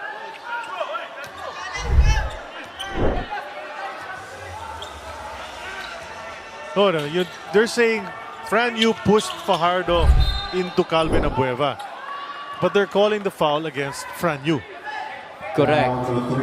So sayang, malaking bagay sana yun dahil kung defensive foul ang naitawag sa NLEX, penalty situation na sila. 2 free throws sana ibibigay dito kay Calvin Abueva. So they wanted to challenge it, but nabanggit na natin kanina wala na silang challenge. Maski dalawang successful challenges ang nagawa nila. Dominic, nakaisa na yan. This one is short. The lead pass, and that was... Oh, nahabol pa ni Calvin Abueva, but he threw it inside. Nakuha na ng NLEX. And Calvin bringing up the rear. As Bolick goes in for the layup. Calvin's open on the other side. They weren't able to throw it ahead. And you still want the ball in the hands of Robert Bolick, lalong-lalo na in open court situations. He just knows how to manufacture a basket. Getting another foul, drawing another foul is Calvin Abueva. Watch this. So naabutan pa rin ni Calvin Tried to bounce it off Dominic, but nakashoot na sa kabila si Bolick. Lamang ng dalawa ang NLEX.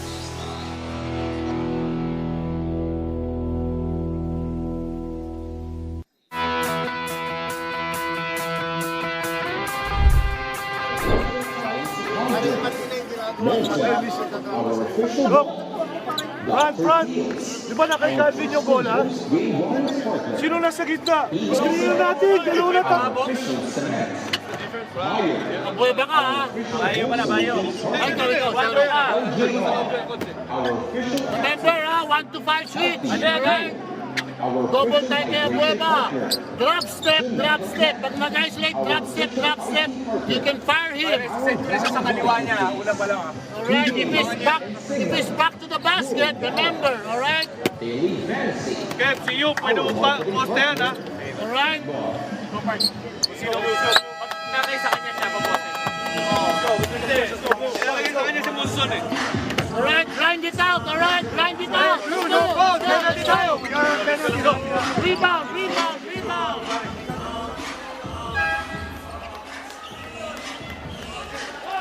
Robert Bolick, ito yung kanyang production in the last 5 games ng kanyang koponan. So wala siya nung first 2 games when he had to attend to some personal matters abroad.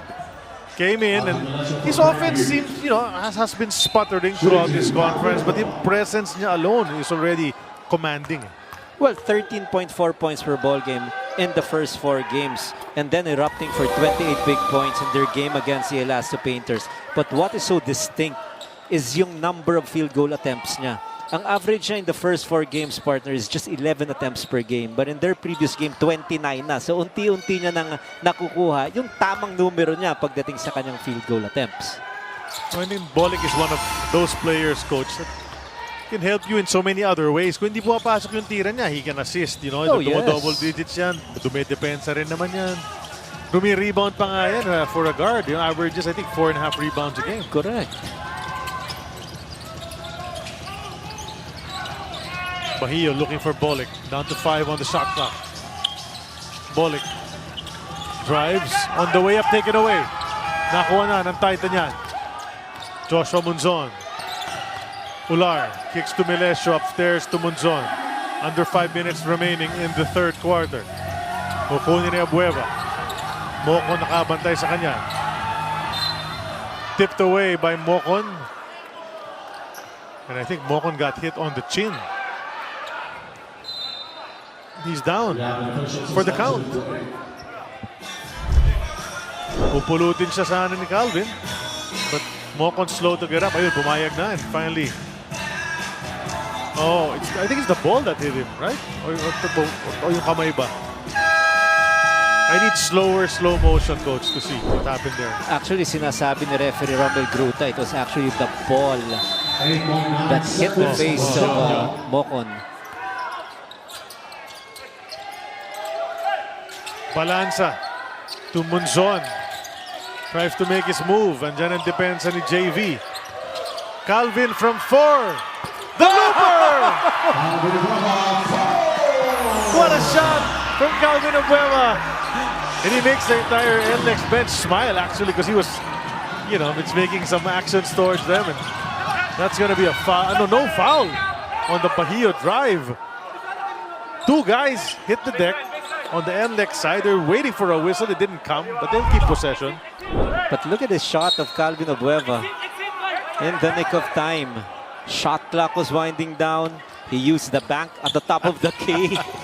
Ganda ng reaction ni James Yung reaction niya Martinez. pagkatapos, ayan, no, parang nabulaga ang kanyang mga kalaban doon. At the baseline, Bahio will draw a foul. Dalawang free throws para kay JB. So that 4-point shot broke the tie. It was 49 all. Binoka ng konti yung score ni Calvin Abueva. Pabandang tira na 4-pointer.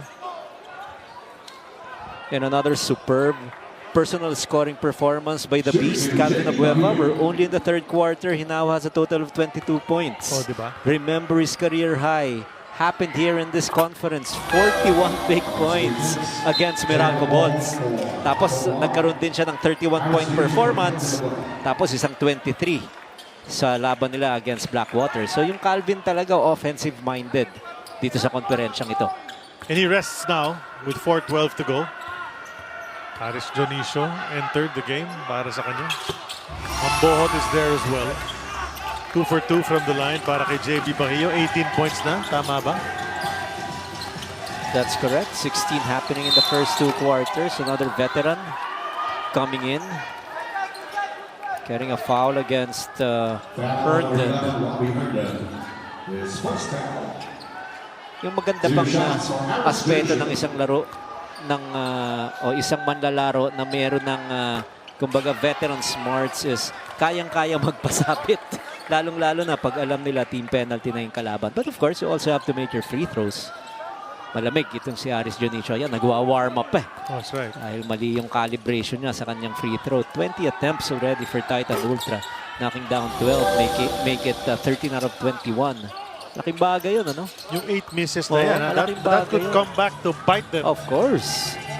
If this game is still close towards the end. Bolick trying to lose Monzon. Drives, drops. And Mocon was clobbered on that play. And they might review this, yeah. I think he got hit on the head. Inadvertently, I think. But mukhang baka tinamaan nga siya. It was Ambohot and Dionisio. Well, Ambohot lost his balance dahil pumike itong si Mocon. Pero yung wind down, yung bagsak, titignan ng ating mga referees kung merong act of violence doon or unnecessary contact or excessive. Yun, no?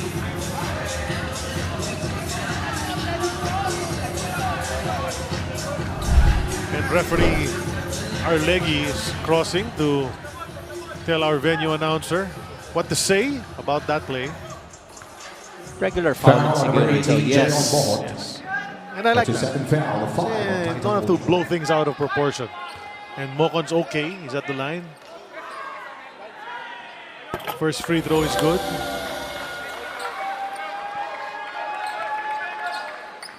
Another one coming up para kay JV Mocon.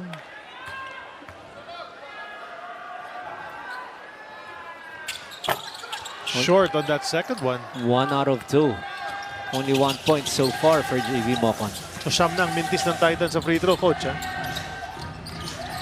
That's 9 missed free throws as Monzon will attack.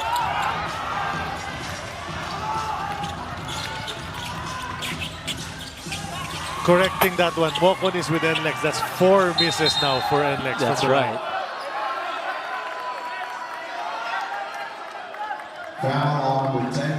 Now JV Mocon will be guilty of that one again. Loose ball foul, so that means 2 free throws will now be awarded to Melesio. Ayun, no? Too close for comfort. It was an obvious foul. A penalty situation eh. Kanina pa natin nababanggit yan. 3:28 remaining, so there will be free throws the rest of the way for each of these teams. Nauna ka lang, partner. Yun, nauna na ako. 9 missed free throws para sa Titan. Exactly. And the surprising thing is even a guy like Melesio is now missing free throws. And first appearance in the game for Enoch Valdez para sa NLEX. Bahio magpapahinga sandali, and Bahio has done a yeoman's job, you know, playing defense and rebounding and scoring as well. Pero susubukan ni Coach Jong yung galing ni Enoch Valdez, who can also be an explosive scorer when he's on. Correct. And he likes the open court as well. Oh, fantastic penetration. Once again by Robert Bolick. He was able to draw the entire defense of Titan Ultra. In the last second, nakita niya si Herndon. And Herndon just so good whenever he has those feet set. Pangalawang tres na ni Herndon. That's right. If you look at the scoreboard now, higit pang sardinas, partner. Diba? Apat eh. Correct. 3 minutes to go. Melesio in and out on the three. You know, Melesio has yet to replicate yung kanyang performance against Rain or Shine. When he was falling down and off balance and hitting shots from everywhere. Mocon trying. And that's going to be a reach in against Aris Dionisio. Balik sa line si JV Mocon where he split his free throws a few plays ago. Watch this. Oh, just the entire Titan Ultra team. Just Robert Bolick finding his open teammate, and his open teammate hit the bottom of the net.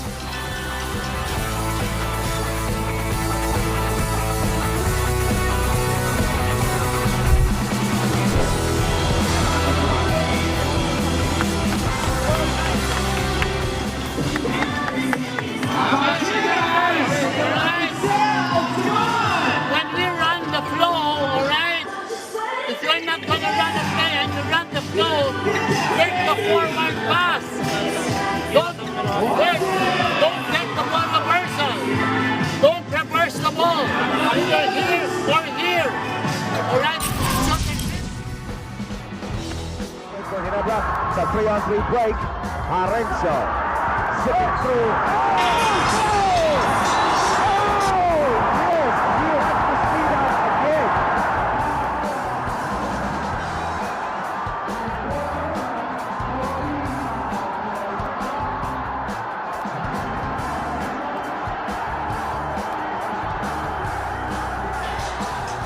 Bumbero, Coach Pido Harenzo.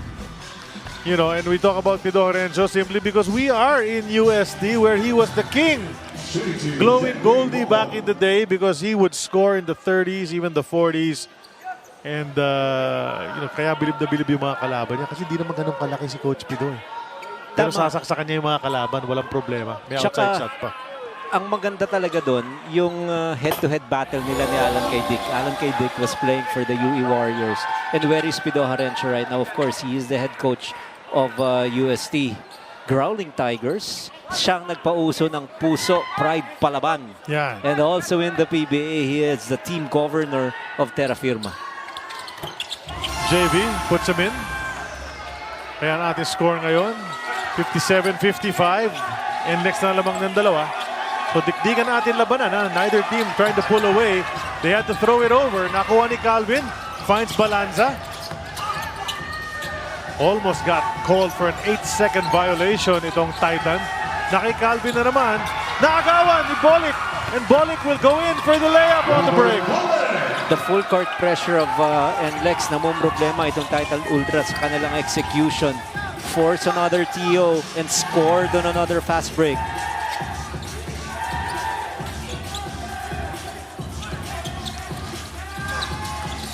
Four-point spread. Munzon. Munzon's having trouble completing the shot, but then he'll go to the line. Robbie Herndon matatawagan para sa kanyang pangalawang personal foul. Here if that steal. Robbed him clean. Tapos layup para kay Bolick. And after that layup of Robert Bolick, 12 total fast break points for the Road Warriors. Only one for Titan Ultra. So napaka-importante itong na-foul si Munzon. Penalty situation. Itong kanilang kalaban also in the act of shooting. So hindi talaga lumalayo itong Road Warriors. At ang Titan Ultra still within striking distance. That was Matt Nieto on your screens who's checked in again. 2:05 to go in the third. Talagang it's a battle going on here. Second free throw good as well. Mabasa dalawa lamang ng NLEX. Enoch will bring it across.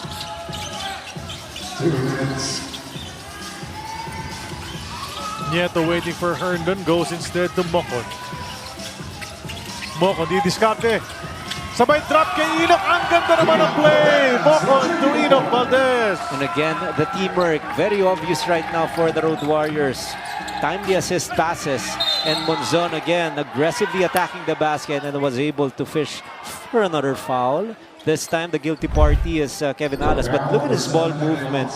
Nice extra pass by JV Mocon to the streaking Valdez for his first 2 points in the game. Tsaka gigil na gigil si Calvin Abueva. Wanted to block JV Mocon's shot, di ba? Kasi kanina pa silang dalawa. Medyo nakikiskisa, medyo nag-aasaran.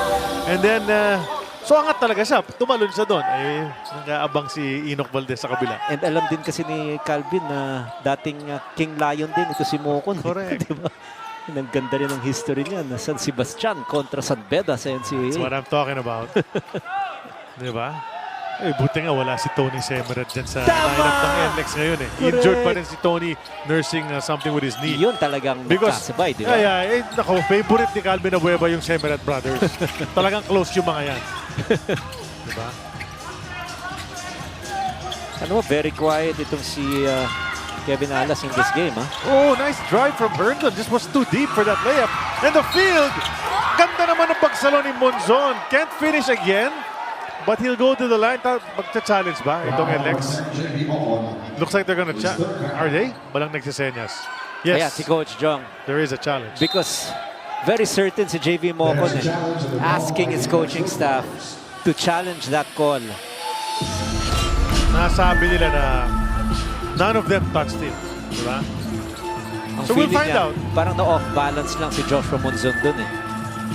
But Coach Jong with Chico definitely unhappy with the performance of his team. Hindi talaga nila mailayo yung laban eh. Dahil dikit na dikit din itong Titan Ultra. That's JV Mocon on your screens. Coach Jong with Chico, who's been around almost for the entire history ng PBA. Sa 80s pa lang, nakikita na natin After yan. the review, hinatak ni Mocon ang kaliwang braso ni Joshua Monzon. Therefore, the challenge of NLEX Road Warrior is not successful. Not successful. Mocon is guilty of yanking at the arm. Let's see. Oh, yanked it. Slightly. Meron bahagya. Slightly. Tama. Sometimes you don't even feel that, no? As you're rushing by a player, medyo nagkakasabitan, you may think na wala. But the video showed there was. At saka kahit konti yan, pwedeng tumawag ang ref, di ba? Kahit konting... Alam mo, there has to be a mechanism eh. Lalong-lalo na yung feeling mo confident ka. Coach, challenge that call. Challenge that one. Tapos nagkamali ka. Oh. Di ba? Masakit yun. Pati rito sa Titan Ultra. Well, yung Titan Ultra, nagamit nila yung dalawa na pareho naman successful. Itong NLEX, mali yung kanilang challenge. So no more challenges left sa yes. game na ito. We will not stop the game for any of those times. And look at that shot from Kevin Alas, who I believe, you know, can be a more of a scorer when he wants to be dito sa ating dito sa kanyang koponan ng NLEX, because Kevin has shown us in the past even 20-point games yan. And a few sequences ago, I was saying medyo absent itong si Kevin Alas. Nagpakita ng gusto dun sa kanyang dipsido. You know, yung field goal percentage si Joshua Monzon has been horrible in this game. I think 2 of 11. But he's back at the line. He's getting his points from there. He's shooting at a pretty okay percentage mula riyan. Ito yung tira, binaba para iwasan ang depensa ni Dionisio at ni Abueva. First 2 points in the ball game for Kevin. Alam naman natin na meron din mga pagkakataon in this conference na siya ang naging best player dahil sa kanyang splendid performance. They need more production from Kevin Alas if they want a little separation from this Titan Ultra team. Pero so far, another tight ball game. Tama. Our 8th in the ball game.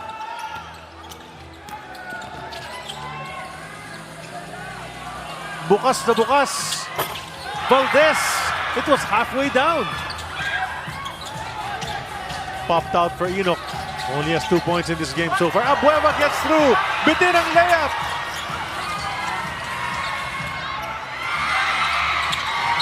Lots of contact there, and Malaysia will get called. That's going to be free throws for Robbie Herndon.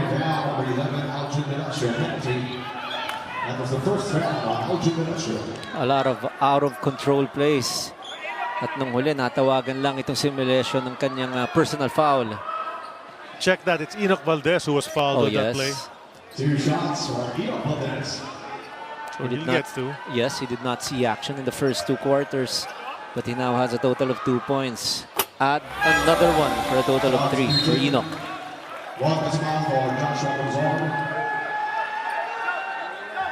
Munzon will get an extra rest, as well as Abueva. Pinapaupo na sila ngayon with 22.3 remaining here in the third. Ngayon lang natin nakita si Kobe, ha? Oh, Kobe Monje now in the game. Correct. 2 for 2 for Enoch. 4 points here in the third quarter. Last shot time itong Titan Ultra. Try to tie it up or take the lead as Meleso navigates. Kicks it to Balanza. Not looking to shoot. Ito, may point guard skills din to si Balanza eh. But then he takes the jumper, puts that one in. Ganda naman nun. And that ends the third quarter. Balanza ties it all up at 65, coach. Oh, fantastic time management by Balanza. Did not show panic. Was able to shoot from the perimeter. And don't look now after 36 minutes of basketball action. That is our score, 6-5, 6-5.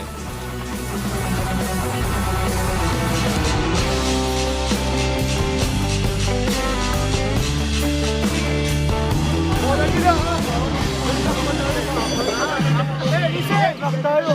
Black tayo, ha! Black! Black! Tayo agad sa yung all switch! Meron silang go! Bigla na screen! All early! Black right away! Okay? Obi, black ha! Black! Pag nag-black, tayo, ha! Hey, 5 out! 5 out tayo! 5 out! 5 out tayo, ha! Pass! Pass! Cut! Papasok na tayo ng fourth quarter. So far, what's happened? NLEX has tried to run. Whenever there's a chance, they get the board, they take off. 12-3. As far as fast break points are concerned, that's a +9 for the Road Warriors. But the usual suspects have shown up in this game. For Titan Ultra, it has been Calvin Abueva leading the way. He's playing defense, he's rebounding, he's scoring. He's also trying to get the goat of the opponent, as he normally does. 22 points and 14 rebounds already. On the other side, Robert Bolick nagpapakita na rin para sa kanyang koponan. 19, 5, and 7 so far for the court general ng NLEX Road Warriors. We've got a good one going on at the end of 3 periods and 36 minutes of action. Our game is tied at 65. We're seeing quality basketball, not necessarily on offense, partner. Makikita mo yung effort sa depensa. So if you're a student of the game, watch this one dahil kitang-kita mo yung mga strategies ng magkabilang coaches in trying to make successful and consecutive stops. Enoch will turn. That's blocked. Aris Dionisio playing some D. Again, fantastic interior defense and one-on-one defense provided by Aris Dionisio.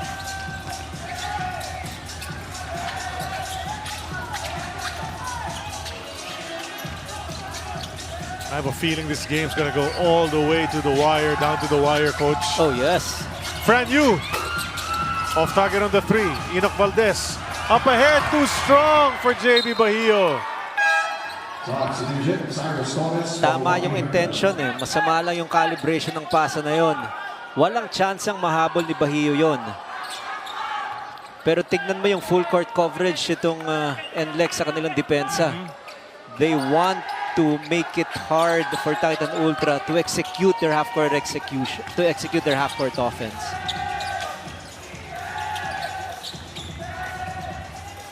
It's back with Balanza, who ended the third quarter with a jumper. Who will draw first blood here in the fourth. Balanza makes his move. He'll turn. Jumper is up. That trickles out. Andyan na kay Enoch Valdez. Cyrus Torres has been quiet in this game. They go to Enoch. Hand off to Nieto. Torres. Enoch with 7. The bounce inside. Ball was too low. Nawala kay Bahio. That's a turnover on the Road Warriors. And back-to-back turnovers. Valdez having a hard time executing a good pass. Dalawang muff play to para rito sa Road Warriors. And let us see Titan Ultra trying to score. The veteran Aris Junicio had to use his left hand and was very creative with this basket. But Matt Nieto is nursing something right now. I think there was a banging of knees between a Titan player and Matt Nieto because he fell to the ground, tried to get up, and then just crumpled again. Look at him now. He feels something. Whenever you see someone clutching at his knee, Coach. Yes, and we just hope that he is okay. He's had a lot of injuries before. Pero matagal siya dun sa floor. Didn't look like much at the start, but when he tried to get up and then fell again and started grimacing, dun mo malalaman na mukhang may nangyari talaga. But he's up. That's a great sign. They'll help him to the bench and check on him. At siyempre, makikibalita tayo kung ano bang status ni Matt Nieto. Maya-maya, let them check him first. Let them check him first. Watch here. Yun ang sinasabi ko eh. Tuhod sa tuhod yata eh.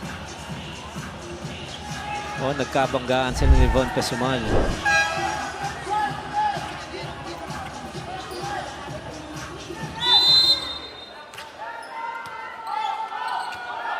Play goes on.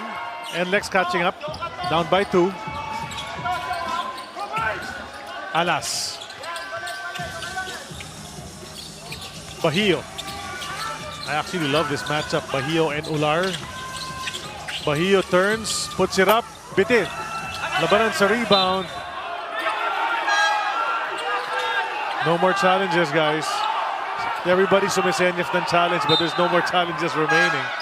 And it's good that lead referee Romel Gruta had to intervene and make the right call. Yeah. Kasi pinapa-challenge dahil very obvious talaga eh. Last touchdown ng Titan Ultra. Ni walang umangal eh dito sa coaching staff ng Titan Ultra. So NLEX keeps possession. Torres lets it fly. Puts it in. Eh, ganun ka-importante yung possession na yon for the Road Warriors. Kaya nakakuha sila ng 3 dahil bumalik yung bola sa kanila. Now, NLEX enjoying a 1-point lead. Munzon, po poste. Ular, set shot. 16-footer. He's good. Swabing-swabe, no? Simpleng-simple basketball. Dito kay Ato Ular. Lots of guys actually here. No? Dominic Fajardo, Ato Ular, JB Bahio. Mga simpleng-simple maglalaro. Torres. Just hit one, missed this one. Bahio keeping it alive. Alas sees the opening, tipped away. Ball stays with NLEX.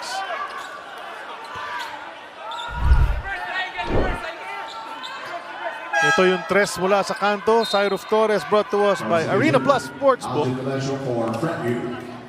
Aljon in, Fran Yu out. 10 seconds to shoot. Pass comes into Fajardo. Nudge, may kwento ka para sa amin? Yes, attorney Coach RG, ang paalala sa Titan, execute cleaner switches on screens and communicate early. For NLEX naman, push the pace and flow into your offense quicker before their defense gets set. Gentlemen. Well, yung habang nagkakwento nga si Nudge, na naman si Bolik eh. Atake na naman eh. Kinakailangan na lang yung puntos si Robert Bolik dahil they wanted to get the upper hand in this game. 70 points for NLEX, 69 for Titan Ultra. Robert Bolik, relatively quiet in terms of number of shots that he has taken in this game. But very surprising na sa limitadong tira niya partner, meron na rin siyang kabuuang 22 points. So really banking on efficiency. Ito yung si Robert Bolik in this game. Stepping. Sayang! Yeah, the 3 went in for Arif Junicio, but yung sa pagbuelo niya, there's really not much space in those corners. That's why it has to be a set shot more or less. Because once you step back, you're dead. Unless mamaster mo yung tira ni Sean Elliott na nagtipto para pumasok yung kanyang tira sa side. What a shot to beat the Blazers that series. Bolik. Oh! And that is the problem. Because if you're switching, you really have to communicate it early and jump switch if Robert Bolik is involved. Ang masama ron, hindi na nag-communicate, wala pang come-over dito kay Robert Bolik. Kaya naman 5-point lead na for NLEX. Munzon sinabind. He put it up and Nako. drove another foul. No more challenges. Wala nang si Senyas. We'll do it the old-fashioned way. What the call is, that's the call. That's right. At yun, miscommunication. Robert Ular was guarding anybody who rolls to the paint. Itong si Monzon went to the other man and that left itong si Robert Bolick open. 25 points na si Robert Bolick. 28 points to nung previous game. Makes you wonder sometimes, how can you leave a guy like Bolick open? But that's what happens in all that switching and movement that goes on during the game. Even if you want to stay home, sometimes you have to switch. And what surprises me the most is they even discussed it during the timeout na you have to be cleaner in terms of your switches. And the best way to answer that is just communicate. Lakasan mo yung pag-switch. Magsalita sa loob. But buti na lang, nakadalawang free throws na naman ito si Josh Monzon. 18 puntos na itong si Joshua Monzon. Grabe yung number of combined free throws ni Monzon at Abueva. No? They just get to the line so often. That's correct. Bolick, he lost it. Jonicio with the leather. And then he loses it right back. Bolick is underneath all alone. And Jonicio might have done better to just hang on to it rather than try to bring it up. Balik sa lima, ang lamang ng NLEX. Monzon again. The kick. The steal from Policarpio. Interception actually. And then the contact. When leading with that shoulder, he's called for an offensive foul.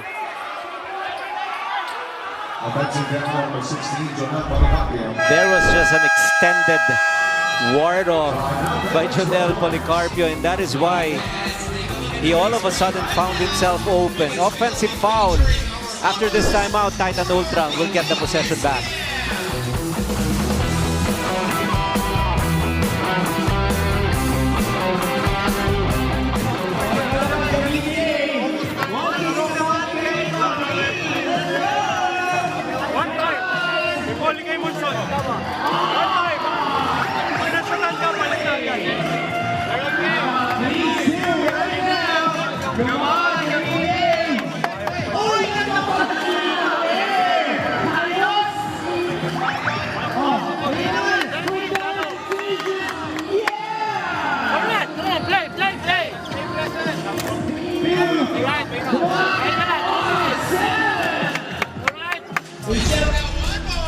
Pag-usapan natin, Coach, si Berto Bolick, na buhayan na siya in the scoring department sa kanyang huling laban. And he's carrying it over again here for a repeat performance. Scoring-wise, he's doing his thing. He's passing as well. He's doing all sorts of stuff. And the best part is, he's scoring a lot in the payoff quarter.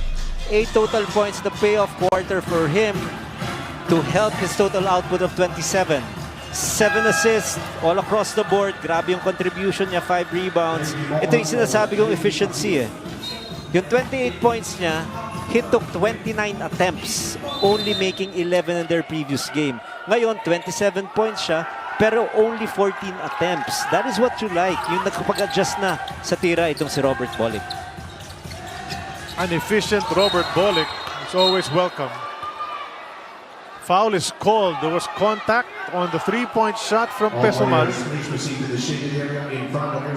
Bagsak si Cyruf Torres. Referees are going to review.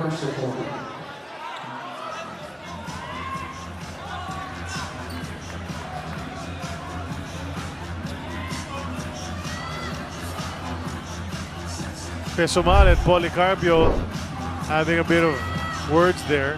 Watch this. Let us see if there was a kick. Oh, there was truly a kick. Did it graze the face of Cyruf Torres as well? It did hit him in the chest. Not sure if on the follow-through, pangat might have hit Cyrus. Anyway, that's what the referees are reviewing right now. Dito mismo sa aming tabi. Courtside here at the UST Quadricentennial Pavilion.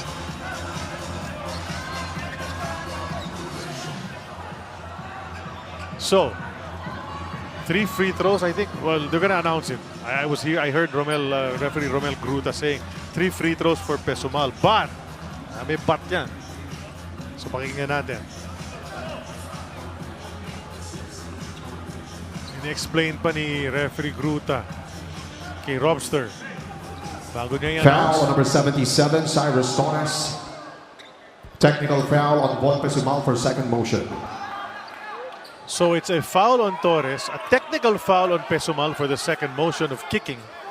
And then, so they'll take the technical free throw first, NLEX. It's going to be Bolick. After that, they head the other way for 3 free throws for Von Pesumal. And Von Pesumal asking, bakit siya natawagan ng technical foul? So, second motion dun.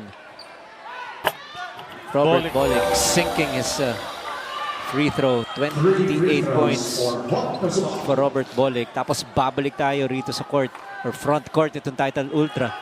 Dahil ito nga, tingnan natin nga kung ano nangyari rito. Ayun, may foul na tinawag. Ayun, yung sipa na yun. Oh, yun, oh. Okay. So, yun ang nangyari pala ron. Pumito na referee. Okay, so 3 free throws ibibigay kay Pesumal. Pero yung follow through ng leg ni Von Pesumal na tumama kay Torres, yun ang tinawagan ng technical foul. Pero back-to-back free throws scored by Von Pesumal.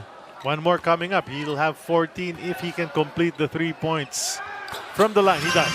And cuts down the lead to just 3. 27 out of 36 attempts from the free throw line for Titan Ultra. And only 16 or 17 out of 20. Ang ganda ng accuracy talaga nitong NLEX pagdating sa linya. Need to credit really Abueva and Monzon for forcing all those calls. Bolick. That's off target. Fran Yu wanted to throw it ahead to Monzon. Nakita niya si Bolick andun na. Basket here would be big. Would cut it to 1. Maybe tie the game. A 4 would give them the lead. Fran Yu. Now with Calvin, open, drove to Pesumal for 4. Almost got that one to go for the lead. Pero tama kami, green light na rin to si Pesumal. Lalong-lalo na sa malayo. Dahil talagang floor spacer ito si Von Pesumal. Another problem pagdating sa rotation ng defense ng Titan Ultra. And they will pay big time once again. Another 3-point basket by Robert Bolick.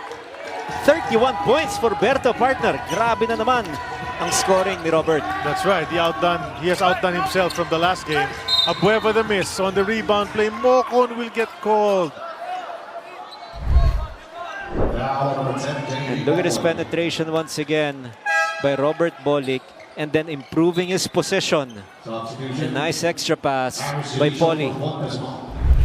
So this is how dangerous this team is. We're talking about the Road Warriors. They have a closer. And Robert Bolick, bumalik na yung galing niya sa opensa. Kaya lamang ng 6 itong NLEX. Let's hear from Nudge. Attorney Coach RG, makakabuti nga na maganda yung ginagawa ng NLEX ngayon dahil update lang on Matt Nieto. Pag tama daw sa kaliwang tuhod niya, parang pumasok yung buto paloob. According to their PT, possible na left knee contusion lang. Kaya medyo namumula. Matt rated the pain as 6. Kaya naman daw, pero sa ngayon, lalagyan lang muna ng cold compress and bibigyan ng ibuprofen itong si Matt. Thanks for that report on Matt Nieto. I don't think we'll see Matt back, but in the meantime, another pabandang outside shot mula kay Calvin Abueva. Treff naman this time. What he is saying is, akala nyo ba chamba yan? Binapractice ko yan, kaya ginagawa ko sa laro. A foul this time will be called against Calvin Abueva. On that attempt by Fajardo. Feeling ni Calvin, bole. Sabi niya, sumisaya niya sa bola. Wala nang challenge, yun ang problema. No more. Free throws for Dominic Fajardo, the pride of Bulacan State University. Galing, ano? Bitin. First free throw is short. This is anybody's ball game, Coach. Tikit pa rin, 7 lamang. 25 puntos para rito kay The Beast. It's always safe to aim for that window. 7-7 sa Titan, 80 para rito sa NLEX. Second one. Drops para kay Dominic Fajardo. 4 lamang. Still just a 1 possession game. 5:38 to go. Abueva. Miss. Ular. Keeps it alive. Shot clock keeps on going. And that's going to be a foul. A moving screen on Titan. He kept it alive, but then he commits that foul. Gives the ball back to the other team. Bahio back. Dominic Fajardo, upo muna. Watch that, moving screen. Hinabol eh. Oo, obvious na wala pa siyang na-establish na posisyon dun eh. NLEX has 4 team fouls, Titan just 3 so far. Cyrus Torres short on the jumper. Mocon got it, but then lost it. Fran Yu picks it up, and that's a swipe from Cyrus Torres, which brings Titan to 4 team fouls. So next foul nitong Road Warriors, penalty situation na sila. So kinakailangan dumipensa sila without fouling. Check that, that's 5. Yun na nga, NLEX nga, yes. penalty. So Titan has 3. So here's Joshua Bunzon to Calvin Abueva, the 1-2 punch. Abueva makes his move. Turn around, jumper off the glass. Sabay flex. And the fans love him. You know, Calvin Abueva is he still remains to be, Coach, a fan favorite. Oh, definitely. Lalong-lalo na yung kanyang pagiging go-to player dito sa conference na to. 27 points para kay The Beast. 5 points happening here in the 4th quarter. Pass to Bahio, left him open. Jumper is good again. 20 points for JB Bahio. To complement the game of Robert Bolig, who now has 31 points. So 1-2 punch, 51 total points between Robert Bolig and JB Bahio. Sila yung pinag-usapan natin at the top of the coverage. Yung dalawang yan. Fran Yu for 3. Way off.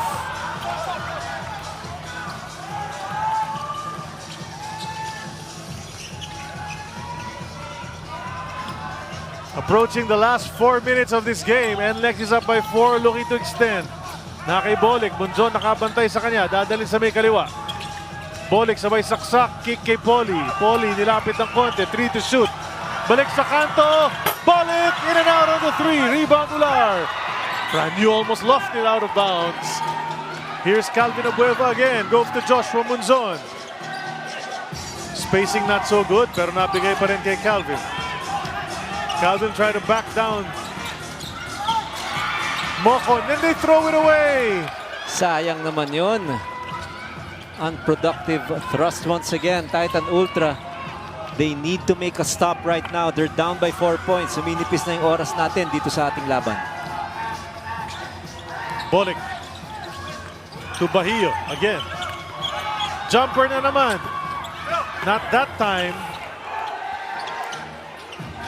Need to manage these possessions well if you're Titan. Get some production. A 4 from Bunzon. Almost there, but not quite. Di pa handa yung kanyang mga kakampi nung tumira eh. Nagulat sila. Nako, wala kaming chance sa kumuha ng offensive rebound. Plus the fact that team penalty na eh, itong NLEX. They really have to value their offensive execution. You know, it's been said that there are no home runs in basketball, right? That's a miss. Nakaka-swerte pa itong Titan. Bunzon. Miss. Follow up. Fran Yu. Nice trail job. And the entire team comes over to pick him up. Because that's the way. You need to trail. They were looking for a foul as well, but none came. Timeout NLEX.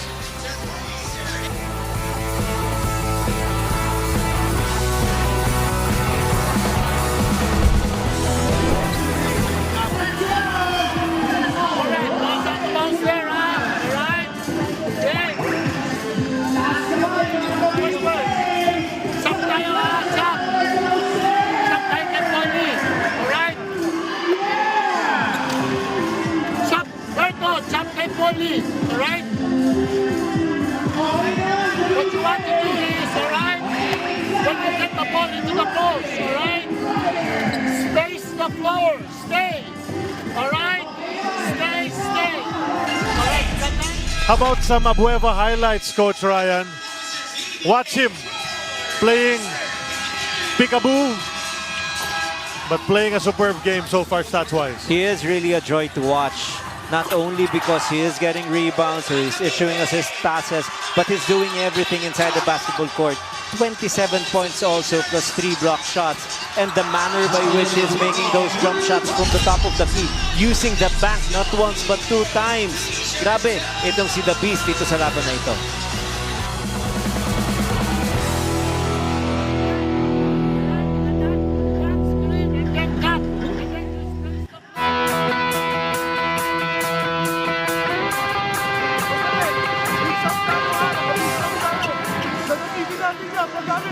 guys! Dalawa yan! Punta ka dito! Now, screen lang tayo! Knock, knock! Saka tayo mag-interior ulit! Ha? Pasukin natin! Huwag natin! Kuha tayo ng ball para nakalayap tayo! Pare, penalty na ba?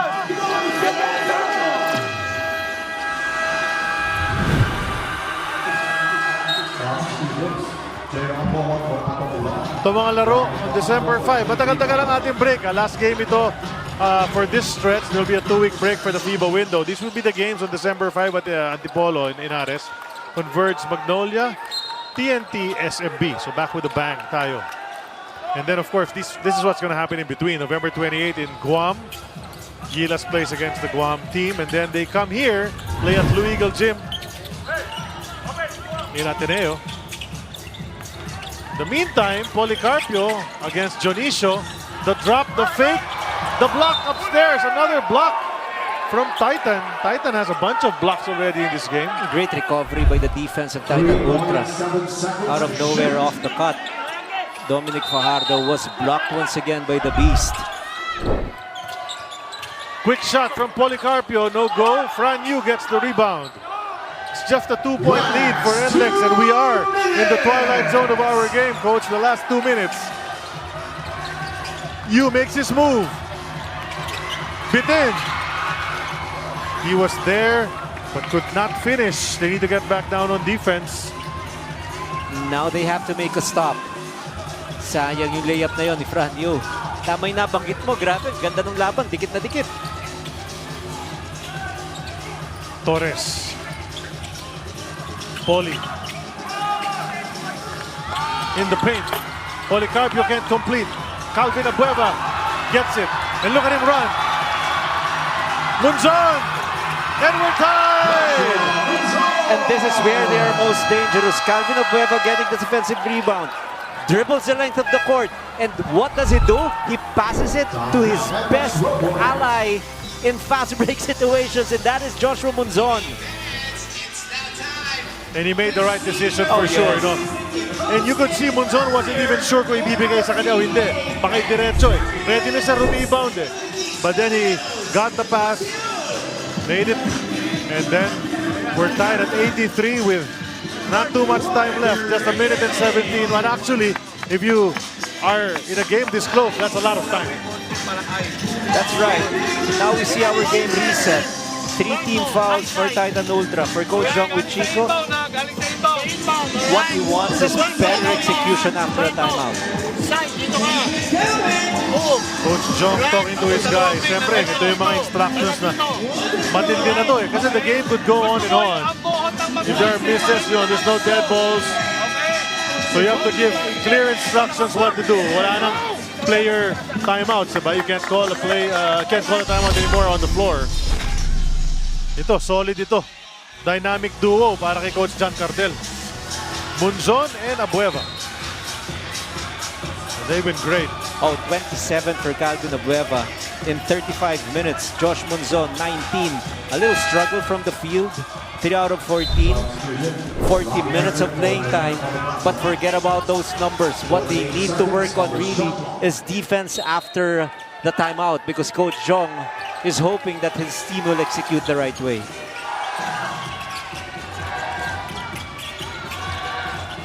Bahio, he's played well. Outside shot, Bolek off the glass! Robert Bolek being the man again.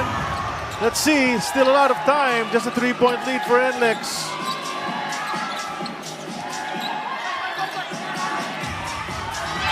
Munzon sasagot, off target. Up ahead to Dominic Fajardo. Calvin Abueva too late. And that's a quick 5 mula sa NLEX. And Robert Bolek is down right now. He is suffering from cramps. It happened a few possessions ago, but still he was able to score a back shot from the 3-point area. After that handoff pass by Bahio, Robert Bolek with 34 big points for the Road Warriors. And this one, hindi na umabot si Calvin Abueva. The thing is,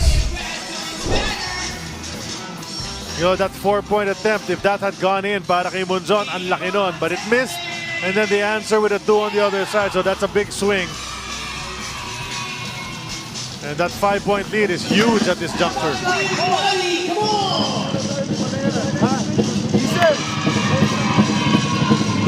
Okay. Get the ball, big man. Then screen. And then, balik lang tayo. Then going here, pulit natin si ball. Oo, ikaw to ball. Ha? Ball. Pass. Pass the ball. Balik po siya. Kamaan na. Pulit natin. Baka mag-switch. Serka.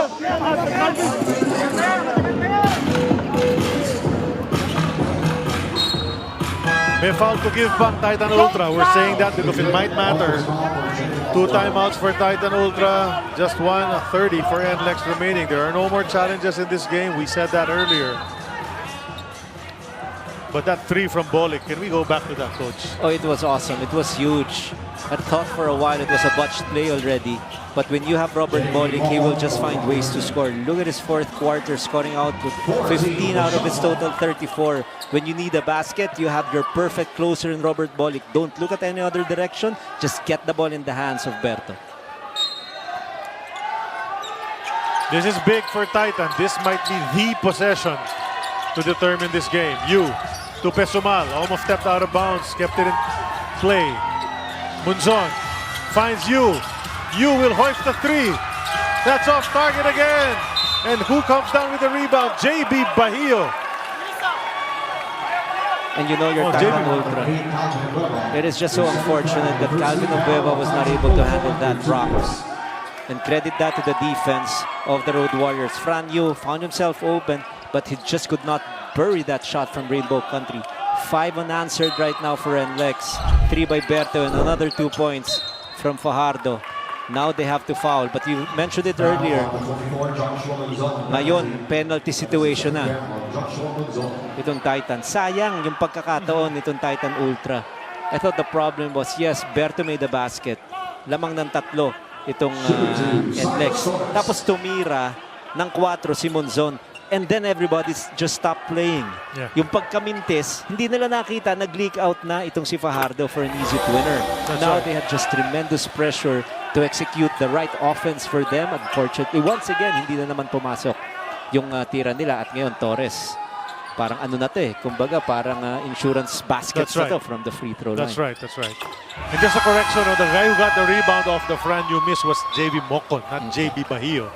But JB Bahio with a double-double. 12 rebounds to go with his 20-plus points. So, big games from Bahio and Bolik to lead NLEX to what looks like will be their 6th victory in this conference. Yes, it definitely looks like it.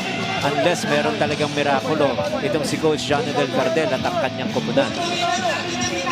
Matayan na naman si Coach John talking to his guys. We don't really hear much of what goes on there. But what an effort from Titan. They kept it close all throughout, Coach. And it's not done yet, though. But they just faltered a little bit. And in a close game like that, you know, you blink a couple of times and your opponent might be ahead by 5 or 6 already. And that's what happened here. Correct. But just a wonderful conference right now for the Road Warriors. Samantala, first game pa lamang natin ito. Ang ating second game, Barangay Ginebra. 2-4 ang kanilang kartada kontra Phoenix Fuel Masters. That's gonna be a good one. Parehong kupunan, nangangailangan ng panalo. Wanting to stay out the bottom 4 as we look at part of the crowd here at the UST Quadricentennial Pavilion. A nice venue. Malamig ang aircon. May parking, nabanggit mo nga kanina. Yes. Especially on a Sunday. Ganda ng atmosphere dito sa gym na ito. And they throw it away. And that's game. And unbelievable because, alam mo, it's huge for coaches to execute the right play after timeouts. Or meaning yung ATO na naririnig natin sa NBA coaches. Those things are being logged. How successful are you to get the instructions correctly? But so far, we're seeing it for Titan Ultra. After a timeout, hindi sila nagkakaroon ng magandang opensa. Bolik, 10 assists. So, di ba? Last time we noticed when he scored 28 points na nag-dip yung kanyang assist total. Ngayon, nasa double digits ang assist. Pero yung points, umangat pa lalo. At nakakatakot para rito sa mga kalaban itong NLEX. Dahil nananalo itong kupunan in the first 4 games when Robert Bolick was only averaging 9.8 points per ball game. What about the last 2 games of Berto? 28 points against Rain or Shine and 36 against Titan Ultra. Doing his thing. It's a 9-point lead. It's victory for NLEX already. They're going to move up to 6-2. While Titan will drop to 2-6. No more shots, I think, at this point in time.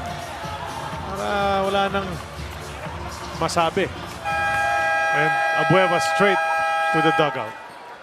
He's not going to shake any hands. He's upset after playing so hard. So that's how it goes for game number 1 ng ating doubleheader sa araw na ito dito sa RPTV. Ang ating naging best player of the game. Sino ba?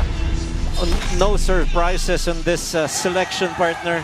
No other than Robert Bolick. 36 points in tonight's contest, 5 rebounds, 10 assists, 2 steals, 8 out of 8 from the free throw line. And his massive performance in the 4th quarter, 17 happened in the last 12 minutes of play. Perfect from the line as well. 8 for 8. So what a performance for him, but kudos as well to JB Bahio and a bunch of other guys who helped out para sa NLEX to get this victory. The final score of our game, 92-83, a 9-point victory for the Road Warriors. And that does it for us for game number 1 ng ating doubleheader sa araw na ito. Sa ngalan ng aking partner, si Coach Ryan Gregorio, si Nats Viravalles, taga-Uste. Nandito po kami sa UST ngayon. I'm Charlie Cuna. Thanks for watching.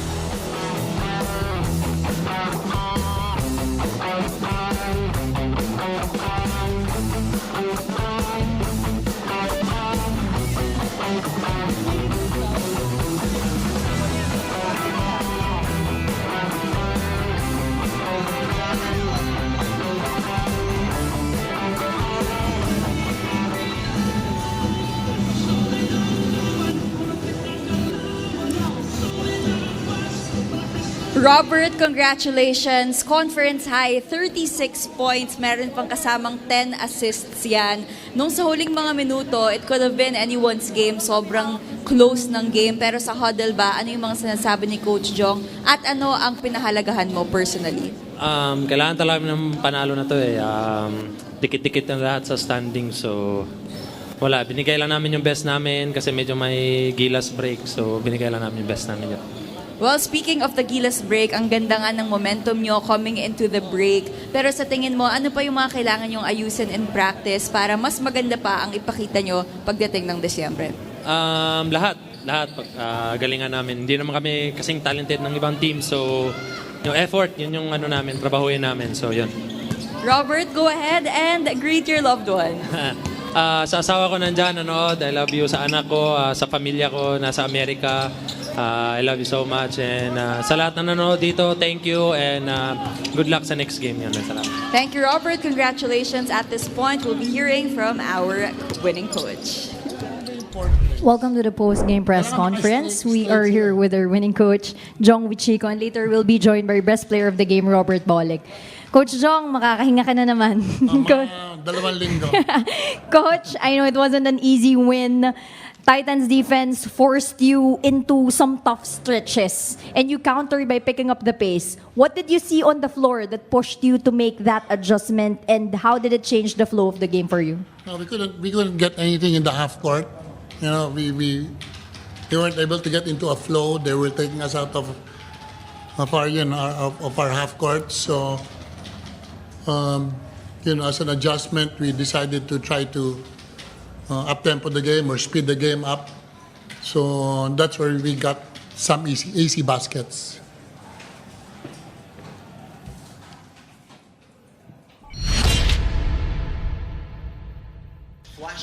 Titan looking to bounce back. NLEX looking to get more wins. First quarter, Joshua Munzon cleaning up the miss of Calvin Abueva. And then playing some defense as well. You know, Titan actually started out with one objective. Try to keep the score down. And I thought they did a magnificent job in the first quarter just limiting their opponent to 23 points. Ang problema, they were outscored by 4, so 23-19 at the end of our 12 minutes of basketball action. Pasok naman tayo sa ating second quarter. As action continued, just a 1-point lead for NLEX, but then JB Bahio had a strong first half, waltzing in para sa layup na iyon. And then NLEX pulling away just a little bit.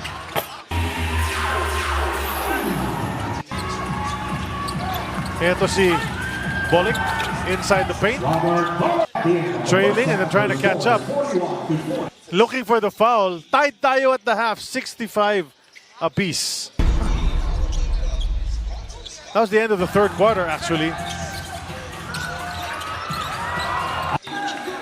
Ato Ular, Dominic Fajardo, the corner three.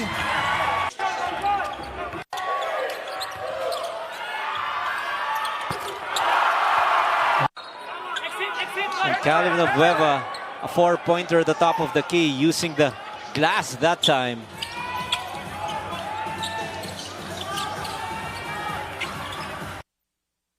Ito yung end of the third quarter, score 65 all. So we were expecting an exciting fight to the finish. Bolick, they left him alone. Nakalimutan that he's Robert Bolick, and he knocked down that three. And Robert Bolick was simply unstoppable in the fourth quarter. Sumasagot-sagot pa itong si Calvin Villanueva. Another 3-pointer using the bank that time.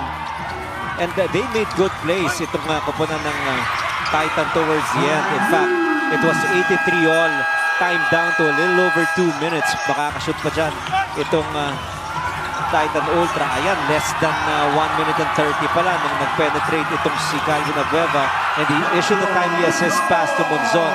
That is our score, 83 all with 1-17. And then Robert Bolick once again demanding that drop, shooting from the 3-point area. That I thought was the biggest backbreaker, and add another 2 points. Missed shot, fast break attack for NLEX, 5 straight baskets for them. After that, it was all south for Titan Ultra.